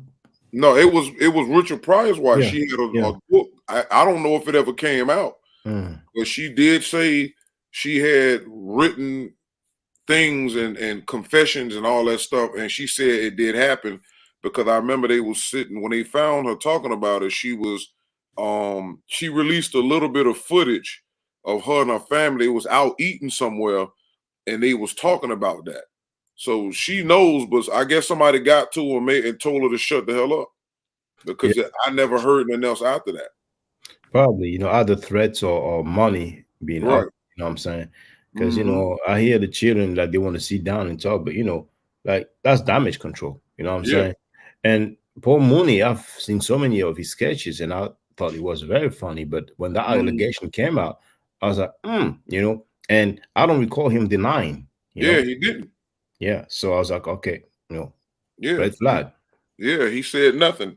And you know And that that video, I'm sorry, brother, that video you mentioned, you know, I forgot which news outlet it was, but you said it was TMZ. I remember very well. He was walking in the street, wasn't he? Yep. And he was being asked about it. And you know, I don't remember the detail. That was years back, but it's like he didn't say, oh no, that was a misunderstanding, whatever. But he did not really elaborate like that. It was like, damn, that's too much. Like you have the guy who's a victim.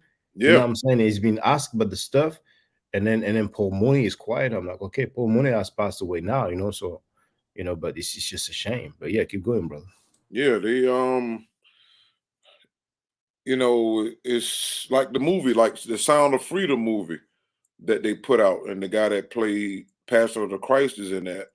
I haven't seen it yet, but I know people who have, and you know, Instagram and all that. And it was interesting that that Walt Disney blocked that movie for 5 years. Could the movie been finished? I think they said since 2019. Walt Disney wouldn't release it, and then it took another company that goes around buying movies that other companies won't put out or couldn't, or they probably didn't think it'd make no money, and they bought the film and put it out. And the guy who's in the film, he's very vocal about sex trafficking, is serious about, and that's what I think going to be the biggest thing that people need to understand is that that's a currency. Child sex trafficking is a currency all of its own. It's a lot of people I listened to over the last since 2019 coming forward that Bitcoin is in there that deep, and how they process the money and how the Illuminati them is trying to. It's a battle right now between them, the Illuminati trying to do a reset. When you listen to the talk about the Great Reset, they talking about going all the way digital, taking money away and everything, and trapping people into that. Then there's the opposite. The opposition is trying to create something called the quantum financial system, and then you got something called the Nasara Jasara, and that's something about a whole thing where all the governments who are fighting the negatives in their governments are trying to return all the gold and silver and diamonds back to all of the countries that the elites have taken over the years and years. So the rabbit hole is very, very deep. And I used to always think that, you know, if people really use their platforms to educate our people on what's really going on, we'll be so further away from what we've been doing. Like he said before, I don't believe in organizations because those organizations are beholden to people who fund them. And we know that the funding always goes back to the Rockefellers, the Rothschilds, and all these other 13 families that's supposed to be running the world and all that stuff, and ETs, extraterrestrials, all that type of stuff is mixed in that magic, all type of stuff. That's the type of stuff I've always looked into since 1995. And so I can switch. I can go, you know, the black information and Africa and Kemet and slave trade and all that, but then I can switch it to stuff that is actually happening in current time. That's what we mess up at with our so-called teachers, because they don't really deal with it. Now, Phil Valentine, I got to give it to him. Phil Valentine, he's aware of that type of stuff, but he knows the type of audience that Sonetta them has. They not gonna really click into that, you know. But he tries to bring it in, and that Red Pill them does it, Blue Pill them do it. Sometimes Brother Rich them do it. I done took a couple of interviews from Brother Rich Page with certain people that was over there and extracted some of that information and show how it was based in reality and facts. But a lot of the stuff that we're dealing with now, it's a spiritual thing. And, you know, that's something that I talk about a lot on my YouTube. And they are... You know, I'm sorry, brother. I would like to interject real quickly. As of now, when we have Senator saying that he's going to be putting up reports of molestation, some fresh ones that just came out, talking about Garvey and Robborn, and all the other child molesters and rapists that he had in his panel. If Fear Valentine doesn't speak on that, doesn't condemn that, if the blue pill and red pill don't speak on that and don't condemn that, I personally don't want to hear what they have to say. But keep going, brother. I think they have spoken about it, like if they want to, if they was like trying to target the Queen of England and all of those rituals with them doing over there in the castles. I'm pretty sure they talked about it, but making a stand on it as far as against what Sonetta and them doing is mute on it. The closest they ever did was red pill and blue pill when they wanted to put Polite on trial with the scamming, and then Polite did that whole if I go down, you all going down, and then they shut the hell up, and then it went from Polite being on trial to the Sonetta Wars. They changed that whole all the energy because when I spoke to them when I was we was at the Brooklyn thing and at that park where they had all of the African stuff at the Brooklyn Park, and I asked Red Pill them to their face, and I said, "What happened with y'all saying that y'all was speaking for the elders and y'all was going at Polite? What happened with that?" He was like, you know, the energy and the elders behind the scenes changed their mind. You know, they decided not to do that. That's what they told me to my face. And so so that right there, since that was like 2000 and I think maybe 18. And you know, that so evidently it showed me that Polite have to have something on these elders because he never named who they was. They never said who they was. And I spent like 3 days out there in a tent next to theirs between his tent, our tents, and Queen of Ford tents. We was all lined up. We was in between both of them. And we used to talk, and I used to question them because they know who I am from the YouTube. So I was like, I just want to know what the deal was that. And that was it. And then Queen of Four and them had a whole bunch of women over there, and they all up under each other like they was in relationships or had some type of sexual relationship. They were just out there on their own dancing and all this other stuff. She came out there for a little bit, and they looked like cult members running around her. She just walked through for a while, then she disappeared, and she came back later on. And then at the end of the day when it's time to pack up, they was all out there sitting in a circle in the grass, chanting and holding stones and rocks. And it's just when just in hindsight, I already knew it was just foolishness from the jump. But later on, getting up there with Nipsey Hussle and all this stuff, and she out there hanging in Cali with his Lauren London, his baby mama, and then I don't know if you heard about that Hassan Campbell exposed the conversation, I think, with Wack 100 saying that Nipsey and Lauren London them. Yeah, we got like some gay activity or something. Yeah, like it was like a threesome, and he used to watch her have sex with Big U or somebody. It was just a whole bunch of mess. This the stuff that goes on. See, sexual deviancy. This stuff was all out there, and it was just, this thing is so serious that people will kill you for trying to tell about these sexual deviancies that they're doing. These sescapades, because that's all it is. They're doing actually, I'm sorry, but let me just correct myself. Because I mentioned the word homosexuality. I'm no longer sure, but I think they were talking about he was watching his wife getting banged by some other dude. But yeah. And then this is alleged, you know what I'm saying? So actually the convo on the phone, I don't remember if I heard it, but it wasn't that clear. But yeah, keep going, brother. Yeah, because Hassan put the whole conversation out about it. I'm like, dang, boy, I said, Hassan trying to get himself murked, with this type of stuff because people don't want their stuff out. And the thing is, when you're dealing with magic and the occult, one of the things is the secret is what keeps its potency.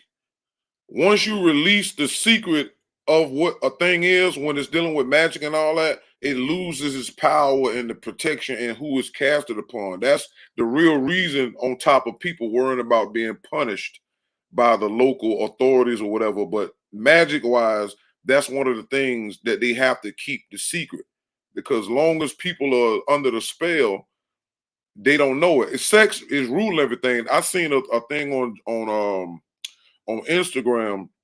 Beyonce overseas on her stage, it shows of a lady. It shows like some legs open and a portal twirling, and it showed it like the legs coming open. They open wide, and it's a portal. The same crap, similar to what happened with 21 Savage when them people was over there and they died at his concert. I think that was 21 Savage, right? Yeah, some people died in the festival because he had a little twirling thing in the background on the screen, but on her screen she got a big wound, and you already know what that represent. That's sex. And you doing this type of shows, and you got Blue Ivy traveling with you, and she throwing up this whole joint, so we know that represent the Illuminati and the eye on the dollar bill. We know what that stuff means. This is not stuff that black people make up. We didn't make up those hand gestures. We made up different. I would say that's a rock, though. I would say that's a rock, but I'm aware people say it represents the right, because because they simple. They like, I studied that a lot. Like, one of the things you can go and pull up right now, a bunch of artists always showing this one eye, or they'll do it like this, or they'll do it like this, or you'll see Rihanna with her hair, or Leah had her one face covered with the eye showing. Tupac did it. Eminem did it. I can go down the line so far that you be like, that's how you know that this stuff is not a coincidence.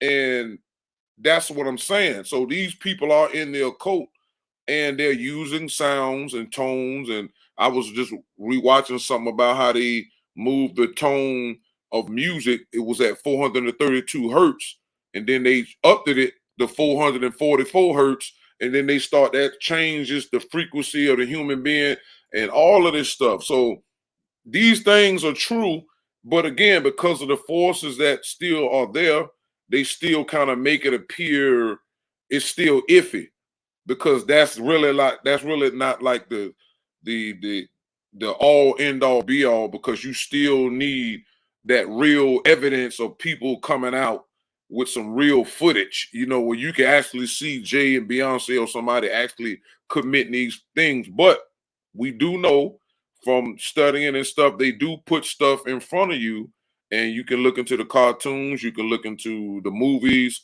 which I did a lot of breakdowns on my old channel before I lost it. I broke down a lot of movies. I broke down the Care Bears. I show you all the sexual stuff that's in there. You got a lot of people who take these TV shows and stuff, and they slow it down, and then they'll freeze frame it, and you can see it. Look at The Simpsons. Brother, I'm sorry, brother. What did you do? For what reason did you lose your channel? I lost my channel around the time they started sweeping everybody off the net about the 2020 elections, like 2020. I think like sometime in 2021. That was my bigger channel that I had, and I had that channel like since 2009.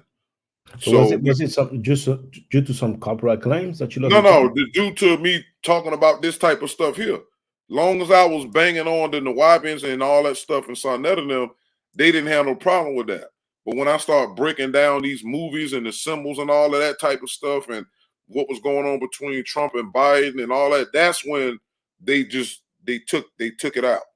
And they took a whole bunch of us out in droves, from Twitter to Instagram, wherever them people's talking about QAnon and all that stuff, in the military, all that stuff was true. The adrenochrome, a lot of those artists were stuck in their houses crying, like Madonna and Ellen DeGeneres. All them peoples, you could see, they had Secret Service people that was watching them. They was trapped in them houses. When we was in quarantine, we still was able to get out, but nobody famous was moving around in the public.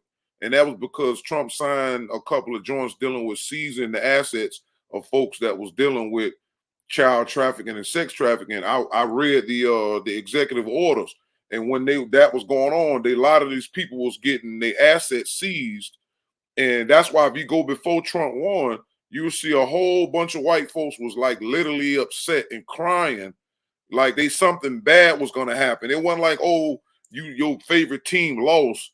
You're like, oh, okay, we're just gonna get them back in 4 years. These people was literally attacking this man and crying and hollering as if something was gonna happen to them. And according to the information that I was swimming around in behind the scenes, it was military tribunals.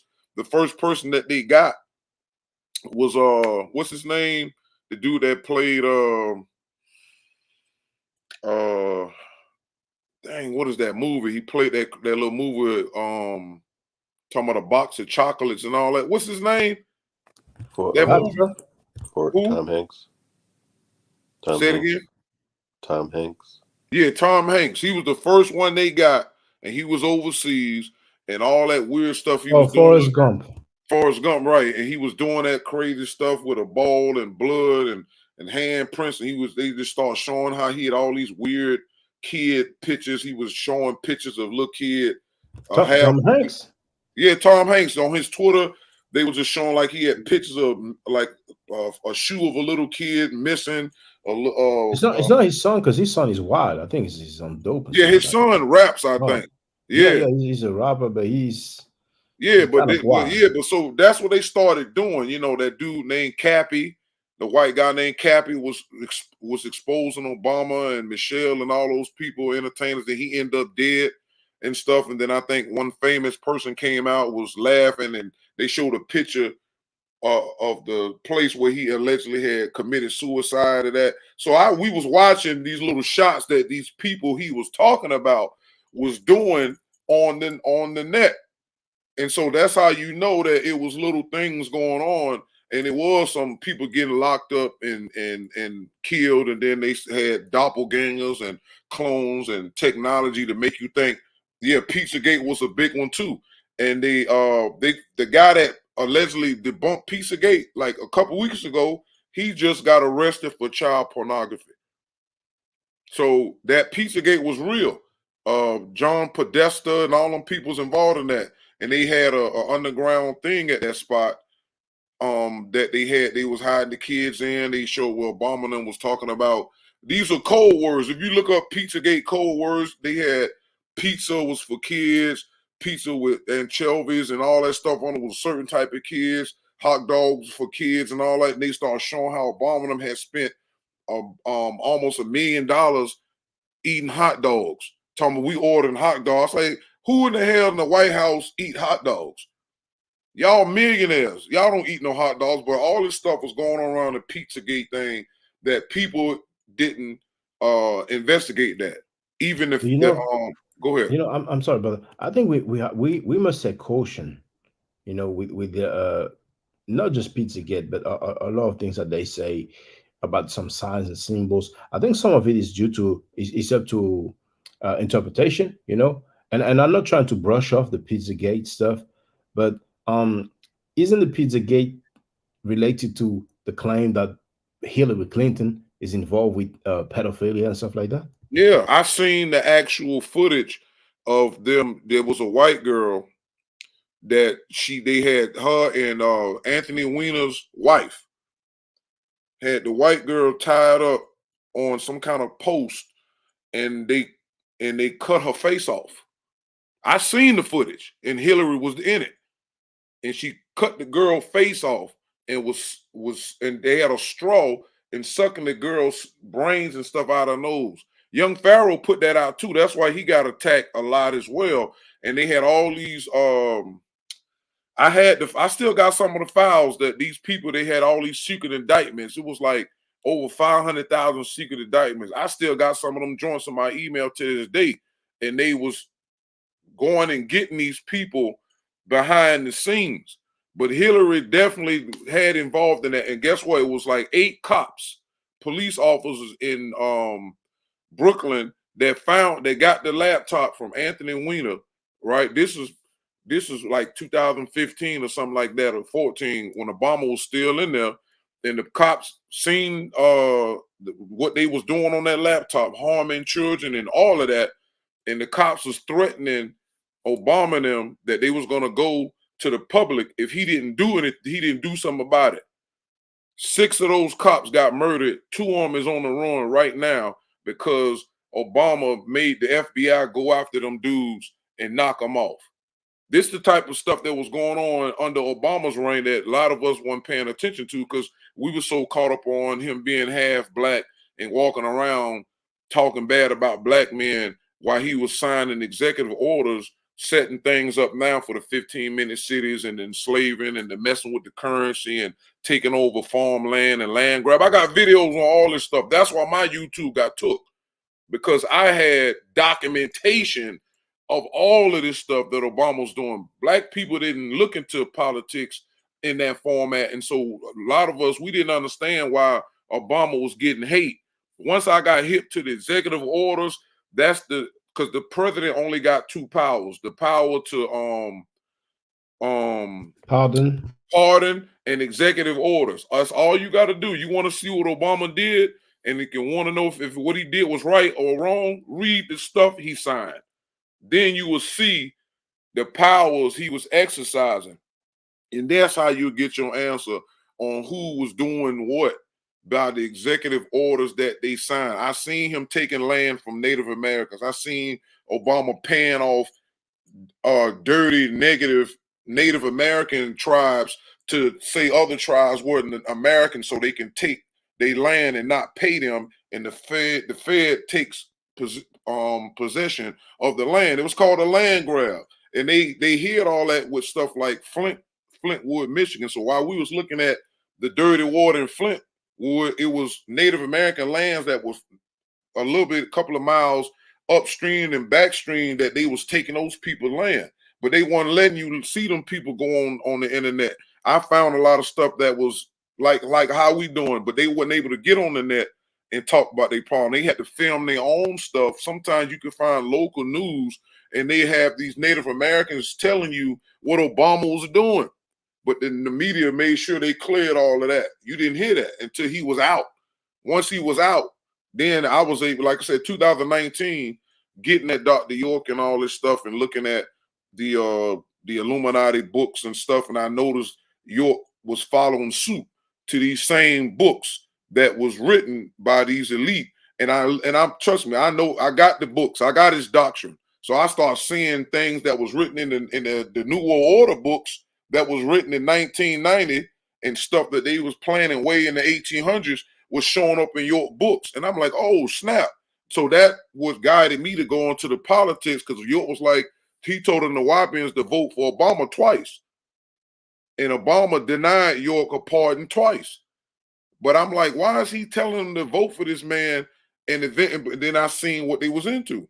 So this is the type of knowledge, even though it's old, is having effects to this day because we are not having the right conversations to understand what is behind all these people. You understand? So yeah, it's a lot of stuff that are people who might not be into that. I'm into that because I follow the Yellow Brick Road and I looked at and I realized that the Illuminati, those people put their powers and what they're going to do in the politics. You can't go and you can't infiltrate the secret societies and read the stuff that they're saying. You're not gonna find it. You're only gonna get so far. Even if you became a member, you're not gonna learn that. But if you're saying that this group of people, billionaires and trillionaires, trying to control the world and get folks to go from here to here, they have to change the laws that govern human beings. That just make all the sense in the world. And so but I put the time in to read. So I studied the law. I studied the cities and the states I was in, and I started seeing that they weren't calling it the New World Order in politics. They was calling it Agenda 21, Agenda 2030, Agenda 2035, Agenda 2040 for Africa, Agenda 2040 and Agenda 2050.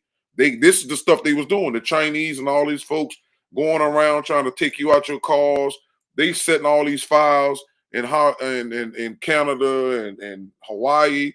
All these people, Oprah bought $6.6 million worth of land in Hawaii last year. All the land that's on fire over there, she got a house over there, and all other stars' houses ain't on fire. Everybody else houses got burned. That ain't no coincidence. And you got the people that's crying over there saying, listen, don't sell your houses and land to these outsiders. They trying to burn them out so these secret elite people under the guise of whoever buy the land for cheap and pushing the people out. This is what is in the New World Order books. If you read that, it don't sound crazy no more because now you actually took the time to look. I'm just one of those people that did that. You know what I'm saying? But you can't get that to black people because we've been so in this particular lane that we're in, all of us, Sarnetta, whoever, dealing with the so-called pro-black and the COINTEL. It's bigger than COINTELPRO. That's the thing I don't like about people like Sarnetta and them. They keep them under this cyclops. COINTELPRO is just, that's under the FBI and the CIA. That's just, they work for these people, for these bigger organizations. That ain't nothing. COINTELPRO is nothing. You talking about, oh, they waiting trying to kill the next black messiah. They don't care about that, because if they did, it would be no religious teachers running around on the internet if they were so afraid of the next messiah. How the hell Farrakhan lived this long? Why? Because the Nation of Islam God is white. And he's teaching black people that their hair is kinky because of a curse. Y'all got big nose and big lips because of a curse. But that came from the Mormons. You understand? And whatever else these other groups and the Japanese was funding Elijah Muhammad in the beginning. So it's all this stuff that people don't know. He's not putting that on this channel. None of these dudes is talking about this stuff. So that's because they're following the same protocols within protocols within protocols within protocols. He's keeping black people stuck. Filthy Frankie is. Everybody knows that he got predators on his channel. And most likely he's one too, because birds of a feather flock together.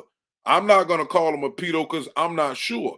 But we know through living life, your circle of individuals determine what type of person you are. Everybody knows. Thank you called him that. Thank you called him that several times. Right. That's universal. We all know that. Publicly, Enki called him a pedophile. That's right. Right. Inky did that. But like you said, he don't care about what Inky said. He just want to keep making people think that we over here making up lies on you. No, everything follows a chronological order. You started out as a drug dealer and a hustler and whatever else negative stuff you was doing. Went to jail, found a way to make money on the street by taking and stealing from people that's not of your race, and built your whole conglomerate off of the brains and struggles of our people, right? Like, yeah, so he doing his job. Unfortunately, he got people around him who are helping him do his job, and he's going against us. I had another live, a bill with a friend of mine that's over there in England, and we was talking about this earlier today. And I said, Saw, aka Filthy Frankie, his father is Dominican. His mother is African American. He's not African. He done showed he hate Africans. I seen the video you played earlier calling people banana boats and niggas and all this stuff. And it's funny because it don't apply to him, even though he's behaving like a savage. But the term nigga, as it was coined for our race, for the kinky woolly haired people, he's calling other people that. But like I told the other guy when I was doing my bill, I said, Saw Filthy Frankie is not putting no other race of people against each other, just ours. I said, why he ain't doing that with Dominicans? You telling me there ain't no Dominicans out there that know how to teach or they got knowledge like us? Why he ain't attacking the Dominicans? Why he ain't attacking the Spanish? All them part of the same haplogroup. Why he ain't attacking them? You know why? Because they gonna come see him, and they gonna go, and him people gonna go in their kitchen. They're gonna do that Santeria and all that black magic. He'll be dead in 2 weeks. So he won't mess with them. He won't mess with the Arabs. He won't say nothing about Prophet Muhammad and Al-Islam was a pedophile, according to today's terms, because Aisha was 6 years old. when they married, and 9 years old according to their own tradition when he consummated. He don't talk about them. He don't say nothing about Elijah Muhammad and all them and the females involved in that. Malcolm lost his life telling that truth. It's another guy now who done made a documentary who sat with Elijah Muhammad's kids and grandkids who confirmed what Malcolm said. So all these people owe Malcolm an apology because he told the truth. And it was nothing in Islam that said he could do that because he wasn't following Prophet Muhammad of Arabia. He was creating his own religion. So had he was in Al-Islam, maybe he could have tried to use that, but he wasn't. He created a black version of that and was using and abusing his powers, just like York did and the rest of all these other leaders. And they all was part of these sexual predator spirits that exist. That's a fact. I don't know, what's so hard about it? And our people, just like you said, they keep watching it because something in them is attracted to that. Yeah. Yeah. Like you said, birds of a feather flock together. You know? Mm-hmm. But I've seen it. They size is upset, but you can't get upset. What you got 18 more days before Polite go in there and 20 days. 20 days. And the pressure's building up, The pressure he ain't gonna say I'm under pressure because the trial's coming up, but we know the deal. Yeah, we know because he was down there in that same hotel that Polite was in when the DNA warrant came. He was down there. And he's pretending everybody knows it. I'm pretty sure if he didn't have none on Garfield would have been let loose on him. Evidently, he got some on Zion Lex because Zion Lex is over there like he didn't threaten to release the audio. And them 2 years ago that he had all the film and he got a phone recording of them arguing about what they was arguing about. What they was arguing about is that what happened to Polite and they being down in Miami. And now we got the other audio that y'all played where Nepal said her and Filthy Frankie met the girl herself. This wasn't the same victim and the mother. Right, they met the girl and the mother. Where and when? How many times? And why you and Sarnetta was down there arguing during that time that Polite got that DNA warrant delivered to him? And why y'all ran from down there so fast? You see? So all of this stuff is a chain reaction of secrecy. The same way Sarnetta did when I took that clip that you had where he was up there.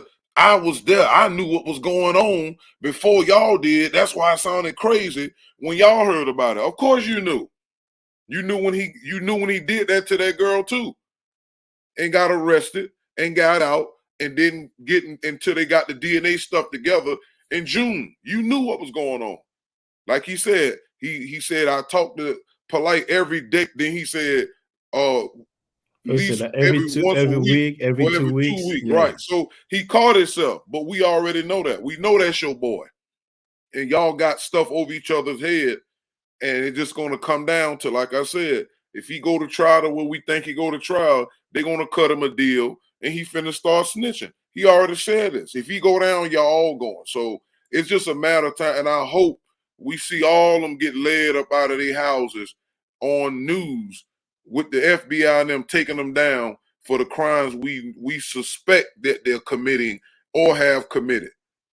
That's the thing. Shock Almost, he should have the braid beat out his head and ran from New York all the way to Florida and then find him somewhere in Africa. He's a clown and arrogant. And that's the thing about it. They arrogant.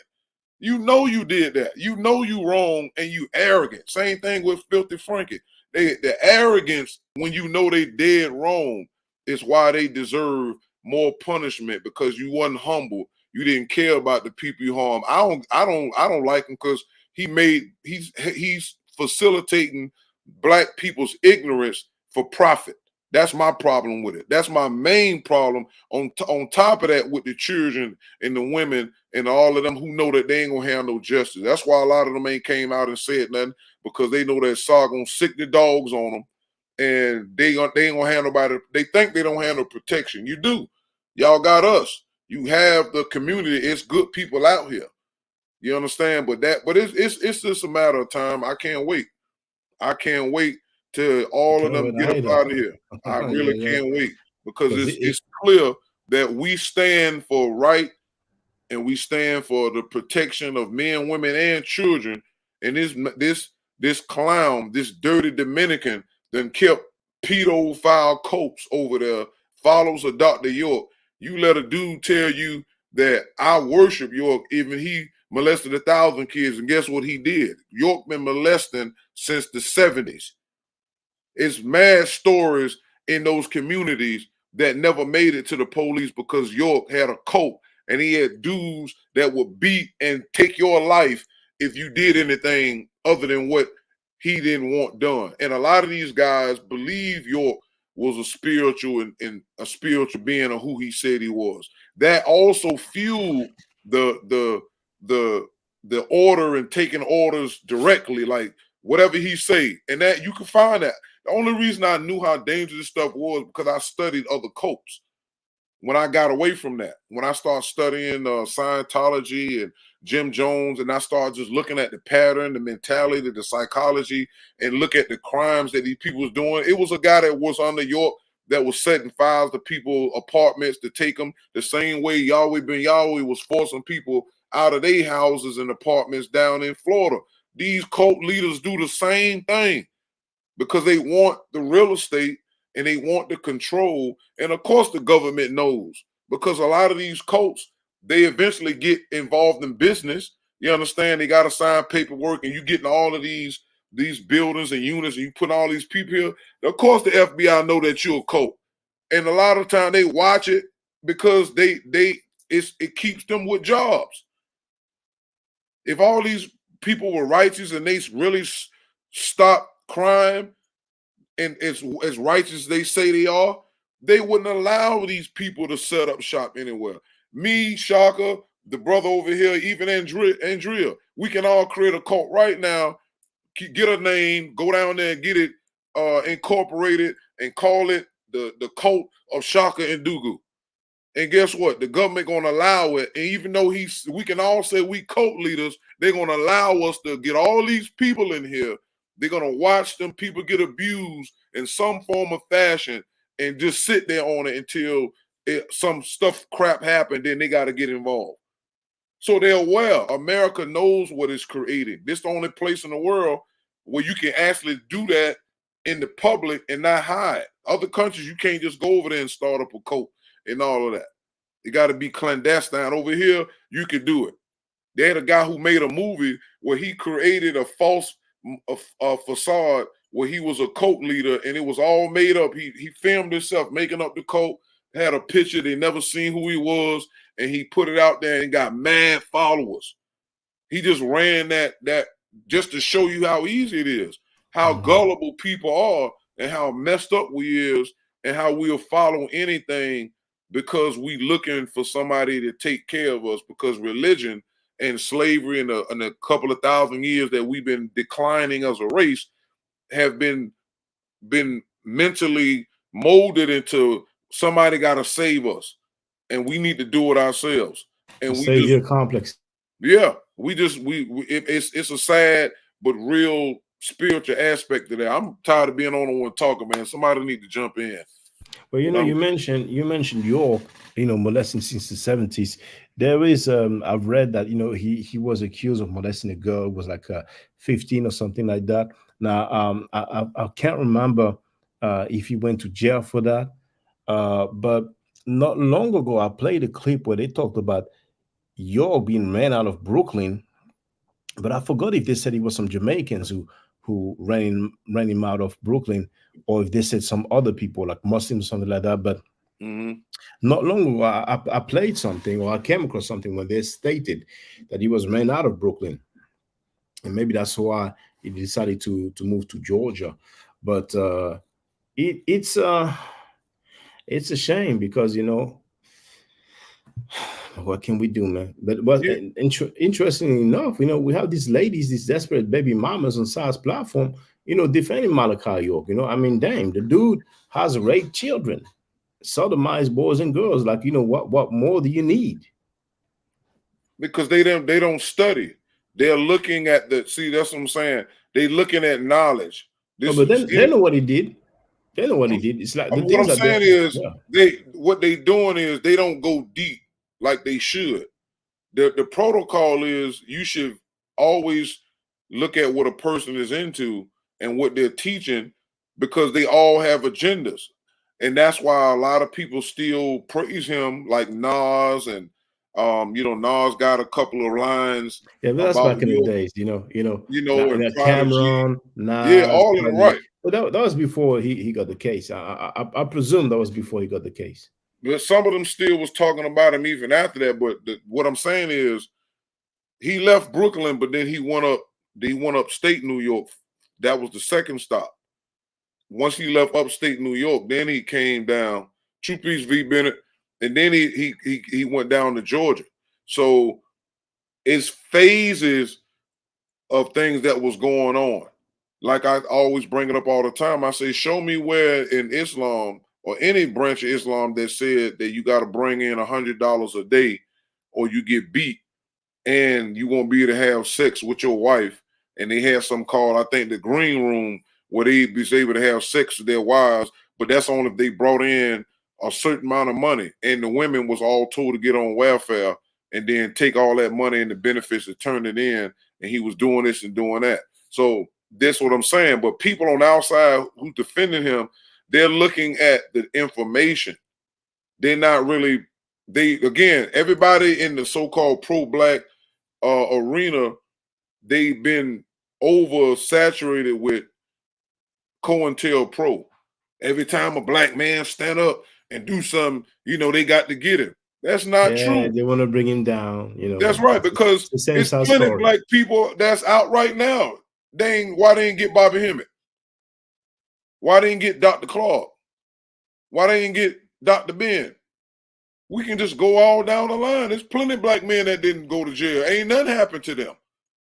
So, but that's what they do. They paint everybody with that, and they look at how they talk, and they feel like, okay, this person had to get arrested because of what he taught. No, he got arrested because he was abusing people, and somebody had enough heart to stand up and say something. And see, but in these so-called black power circles, they tell you don't trust the police and all of that. And they get that from the Black Panthers and what they went through. A lot of the stuff that happened to the Black Panthers is because how aggressive it was and how they was trying to, like, y'all gonna respect us or else. You ain't have the firepower to make them bend to you. And it just made it worse for everybody involved. It didn't help. It didn't help. Just like nothing else before. It didn't, like you said earlier, we didn't progress to a state of liberation. Only thing we did was just keep relooping, being trapped in these organizations and giving the police and the FBI and the CIA was the ultimate enemy. But these are small organizations. What about all these other groups that's out here that we don't know about? What about other countries that's in America who got their own versions and stuff? How you know that these groups can set up shop and probably use another group as a pawn and make people think, oh, that was the white man did that. How you know that wasn't somebody in China who was over here who set some stuff up to make it look like that? That's our problem. It's just like rap. It's just like it's like gangster rap. Everything that they said in hip and gangster rap was the police. And if you don't have any sense, you believe that the police was the ultimate power in the United States. And they're not. That's just delusional. And that's why they allowed NWA and them to keep going with that, because it magnetized one section of the beast while the rest of the people got away. Okay, the police, but that ain't the only fraction of law enforcement in America. You know, and that's the problem we had in the 80s, you know, and here we go again. Look what happened with KRS-One. Look what he making a song about 13 and good. He defended Bambaataa. He said, I don't care what Bam did. KRS-One said that. He's supposed to be one Our of leaders are infallible, even if the Right. accusations are true. And he's supposed to be somebody that I looked up to and listened to a lot of his raps, and he kicked a lot of information. But how are you saying this? How you say you don't care what Bam did? So that means it's something going on where you had to sit there and defend somebody that you know was wrong. Because y'all all in hip hop. Y'all know y'all seen things behind the scenes. I got a friend who was in the industry and he didn't go in because of the things that they was doing and trying to get him to commit. But he got friends that died in there mysteriously, stuff that they was asking them to do sexually that was immoral, and he didn't go for that. But he got stories. Like your boy, what his name is, who sang that song, Don't Wake Me, I'm Dreaming. Christopher Williams.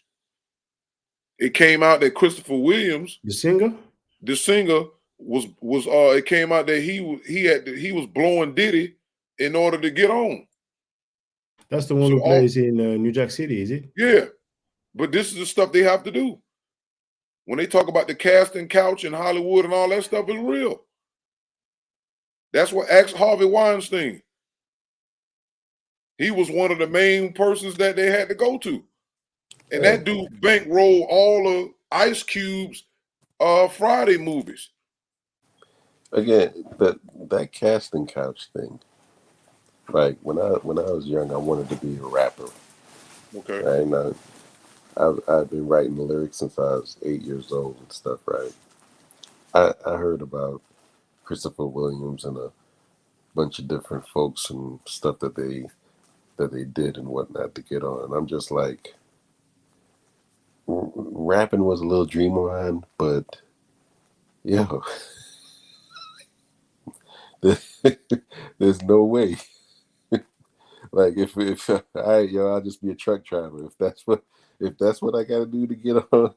No, sir. I don't get that kind of mindset. Like you had to have been down with that before. You know, those moments of it came along because I wanted to rap real bad and whatnot, but not that bad. Not that bad.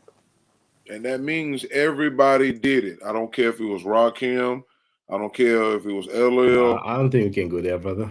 All of them did it. Trust me. I know people that's been around in that, and they have done it.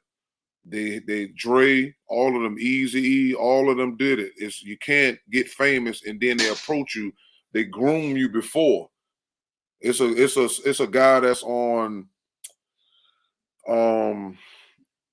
I think it was LeBron joint where these dudes be sitting there in the barbershop having these conversations, and it's a light skinned guy who was saying how when he was trying to get on, him and another guy who was like a model or something, and he was saying that before you get on, they send you through a series of places, and you go to these clubs and this and that. And he said that he was going to a club. And before you go in, the men, they was getting patted down in their areas, and the way they was getting, they was literally getting touched. But that was part of the see if he's gonna go further. And he said he seen dudes ahead of him, and he said, "No, I ain't doing that." And he had it's still on there. I think I can still find it, but it's a famous joint. I think it's maybe 2-3 years old.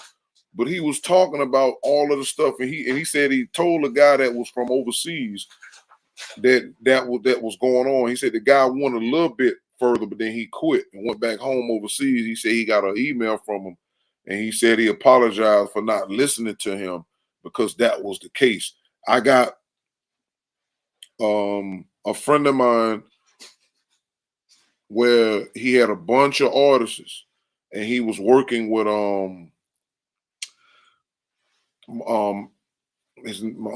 he's a rapper. His name Crumb.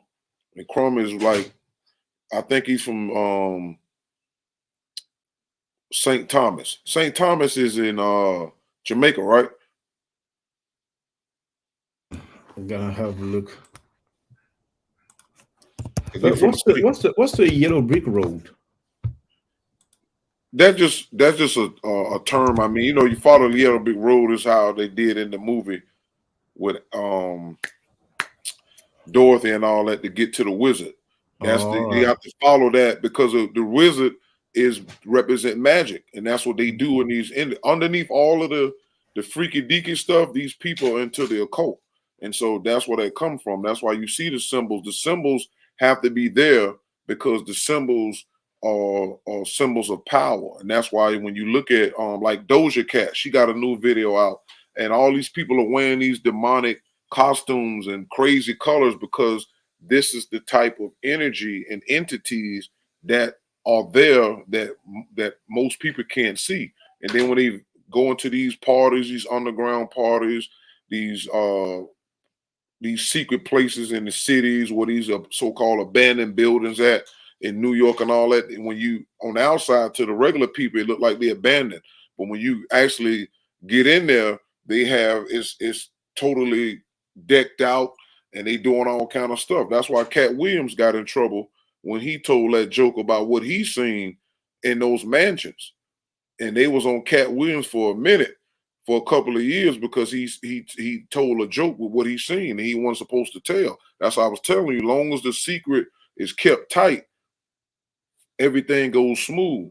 But when somebody breaks the rule and tell, it gets in that. Some of the dudes from the Wu-Tang was telling a story that they was in a mansion and they wasn't invited, but they went, and they was just going from room to room, and they opened up a room and they seen some of their famous people that they like. And one of the dudes from Wu-Tang was like, "Yo, why don't you take one for the team?" And when he basically was saying for them, because they was trying to get these movie roles, but one of them had to go in there and get gang banged by a bunch of dudes. And they was like, "Nah, I ain't doing that." And they was laughing. But this is little things that they tell you that's dotted all around the internet. But because I know people who was involved and who had stories they told me over years, that's how I was able to put all this stuff together. Everything I got isn't just from YouTube and hearsay, it's stuff that I knew. The guy, remember that movie, let me get back to the story I'm trying to tell you. That movie, Drumline. You remember that with Nick Cannon? Yeah. And the guy who was the teacher, what his name is? Oh, I forgot. But he did play in Life. He played a gay dude in Life. He's the one who played in Juano Man, isn't he? No, I think that was the other guy. Hold on, I'm gonna tell you what his name is in a minute. Drumline. Orlando Jones. Yeah, Orlando Jones. Orlando Jones was working with one of my best friend's artists in 2007. Right? His name was Crumb. And they was going back and forth to Atlanta to do the songs. All right, they was doing the album, and I remember they was. And matter of fact, the name of the album I think was called Gangster Rock, and they used to do this he used to do that for the Gangster Rock, and I was like, that ain't nothing but the Baphomet symbol in the occult. I said, I don't think you want to be going up there using that, you know. So, but I was putting them on game because I was heavy into that on the net. I was just watching all this stuff back then, so. They was going up there, and my boy was telling me, he said he would, because I told him, I said, "Yo, watch out, because they into some funny business up there." So I said, "Watch this scene." So he went up there, and so when Cronin was doing a rapping, and Orlando Jones can actually sing, rap, and play the guitar. So they was telling me all this stuff was going on. So my boy say he was sitting in the back watching the scene, and what they was doing. They had gay men in there and women that was, you know, like they, I guess, just supposed to be thoughts or whatever. What they was doing is they have the females distract the men, and the gay guys would be watching them and sizing them up. So that was going on, and then they was going to Vegas because he was supposed to make some things happen in Vegas, and he had pressed up a lot of CDs, and they was going to sell them, but the thing was this, he was selling them at Vegas at these little venues, but it's like, I'm like, the album still wasn't getting pushed. You understand? So I was like, but he wanted him, Orlando Jones wanted him to do something strange in order for him to get behind he wouldn't be in the music videos or nothing. I'm like, why he didn't want to push it? But that's what it was. Because Chrome wouldn't let him do that. So the dude wouldn't be in the videos and he wouldn't push the CD. But they spent like 6 months making this stuff. I'm talking about the tracks and everything was hot and hard. It was good. But because, you know, Chrome wouldn't lay with him, the album never went nowhere. So this is the stuff that they do. And he said he's seen Sierra up there without no makeup on, looking horrible. It's just mad stuff that these people are doing. So I'm telling you, everybody we done looked at that's famous, whether it's in the movies or not, they all have to go into this sexual occult thing, and they all control each other by that. That's why that's why we never seen nobody stand up that was free and talk about all of the things that they seen. That's why Harvey Weinstein got away with it for so long until that white actress told on it. And then he failed. They said, well, we'll let him fall. But look what happened with Jeffrey Epstein. Chris Tucker, all them people's on that list. I done seen mad lists. Beyonce was on that list. Kanye was on that list. It wasn't just famous white people. It's black people was on that list. Chris Tucker flew on that man plane a couple of times. That's why that list ain't never really, there ain't nobody you seen went to jail. All these people was there. Why are y'all going to Pedo Island? Where it was children and child sacrifice was there. I studied the island. If you look at the architecture of what Epstein had on that island, it was Moloch, which is the god of child sacrifice. That's what the owls and stuff stand for, and the bull. That's why that symbol that Drake uses for his album, his record label. These things mean something in the occult world. And they do what they gotta do. The owl. Yeah, the owl that they use for OVO. The owl is called Moloch, and they represent the elite because owls can see in the dark. And because they do a lot of the evilness in the dog behind the scenes, that's why they use the owl as their symbol, and it's a wise animal. You see what I'm saying? So all of these animals that they use, these are different cliques of the so-called elite, and they all got their own little pieces. Like the girl, it was a girl that was supposed to get signed the same time as Nicki Minaj. It's a Spanish girl. And she had put out a song called Sorry, Miss Carter, because she was messing with Jay-Z around the time Beyonce came around and they was beefing.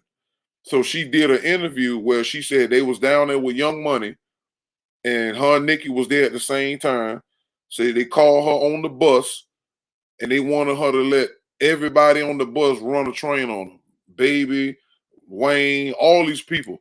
She said nah and walked off. She didn't get a deal. Nicki Minaj went on there and came out with a record deal. So this is stuff that was going on. It's plenty of people out here that'll tell you, it's just what folks willing to accept, because hip hop is a music, but it's a control thing. And I know that music controls people. That's why they had to store the Pied Piper went to that town that they had a bunch of rats and they paid the man. The man came and got rid of the rats and they didn't pay him, so he went and played the music and took all the kids with him. And years later, look at R. Kelly, call himself the Pied Piper. We know music make people turn into groupies and do all these things and follow these stars from state to state, leave their family and homes and kids to follow behind these groups and all of that. So it's real. A lot of us are not red pilling ourselves enough to where you don't go back to sleep on that. I always red pill myself. I'm into Noon and all that stuff and black people rising up and all that good stuff. But I don't forget that the planet is a big place and we're not the only people on the planet, and that black people liberation don't trump all these other things that are consistently going on that are very, very evil, and it's coming out in droves. I'm thinking after this with Polite and all this stuff gonna speed up so fast, we're not gonna be to keep up with the lives. That's how bad it's gonna get. But that's a good thing, because people will wake up more and then start actually doing some things and handling certain things, because a lot of us know it's people that we in our family, or we know somebody that's going through something similar that we getting that polite them about, and the people just afraid of doing a thing about it. So, you know, I don't know. Yeah, people are afraid, and well, we can see why. You know, people get threatened, people, you know, lose their livelihood and all that. But ultimately, most humans have a good nature, you know, and some humans don't really have the hustle or the power, you know, to influence people, to intimidate people. But I think in the long term, things should turn for the best. You know what I'm saying? People have to just, you know, wake up and stop capping for messed up behavior, and people need to realize that they can do it at their level. You know, we're not saying go ahead and arrest somebody, do a citizen arrest, and put handcuffs and take him to the police station. But when you see something foul, don't promote it. You know, and that would be a good change. You know, from the get go. You know. But let me just it's actually 8 o'clock right here, 8 a.m. So let me get a bit of rest. Sunday I don't work. I may go live tonight, you know what I'm saying? But I really love the convo, you know. Let me share the brother Tar's live stream on channel. Now here is brother Tar's channel here. And yeah, let's stay focused. I'm very impatient. This 20 days is gonna be it's gonna last long for me, you know, but I'm really looking forward to it, you know what I'm saying? Because that stuff lasted way too long, but hey, we can't go back, can't change it.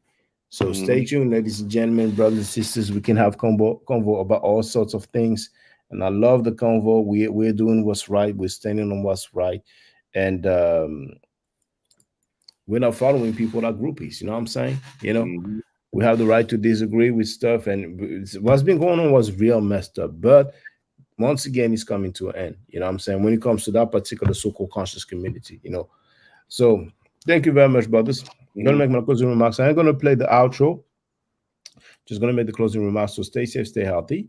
If I'm allowed to by the nature, I will definitely holler back at you. I don't argue or steadfast. If you're not part of the solution, you're part of the problem. If you do not think right, you will not act right. If you know better, you will do better. 22 do nature. Hotep. True peace.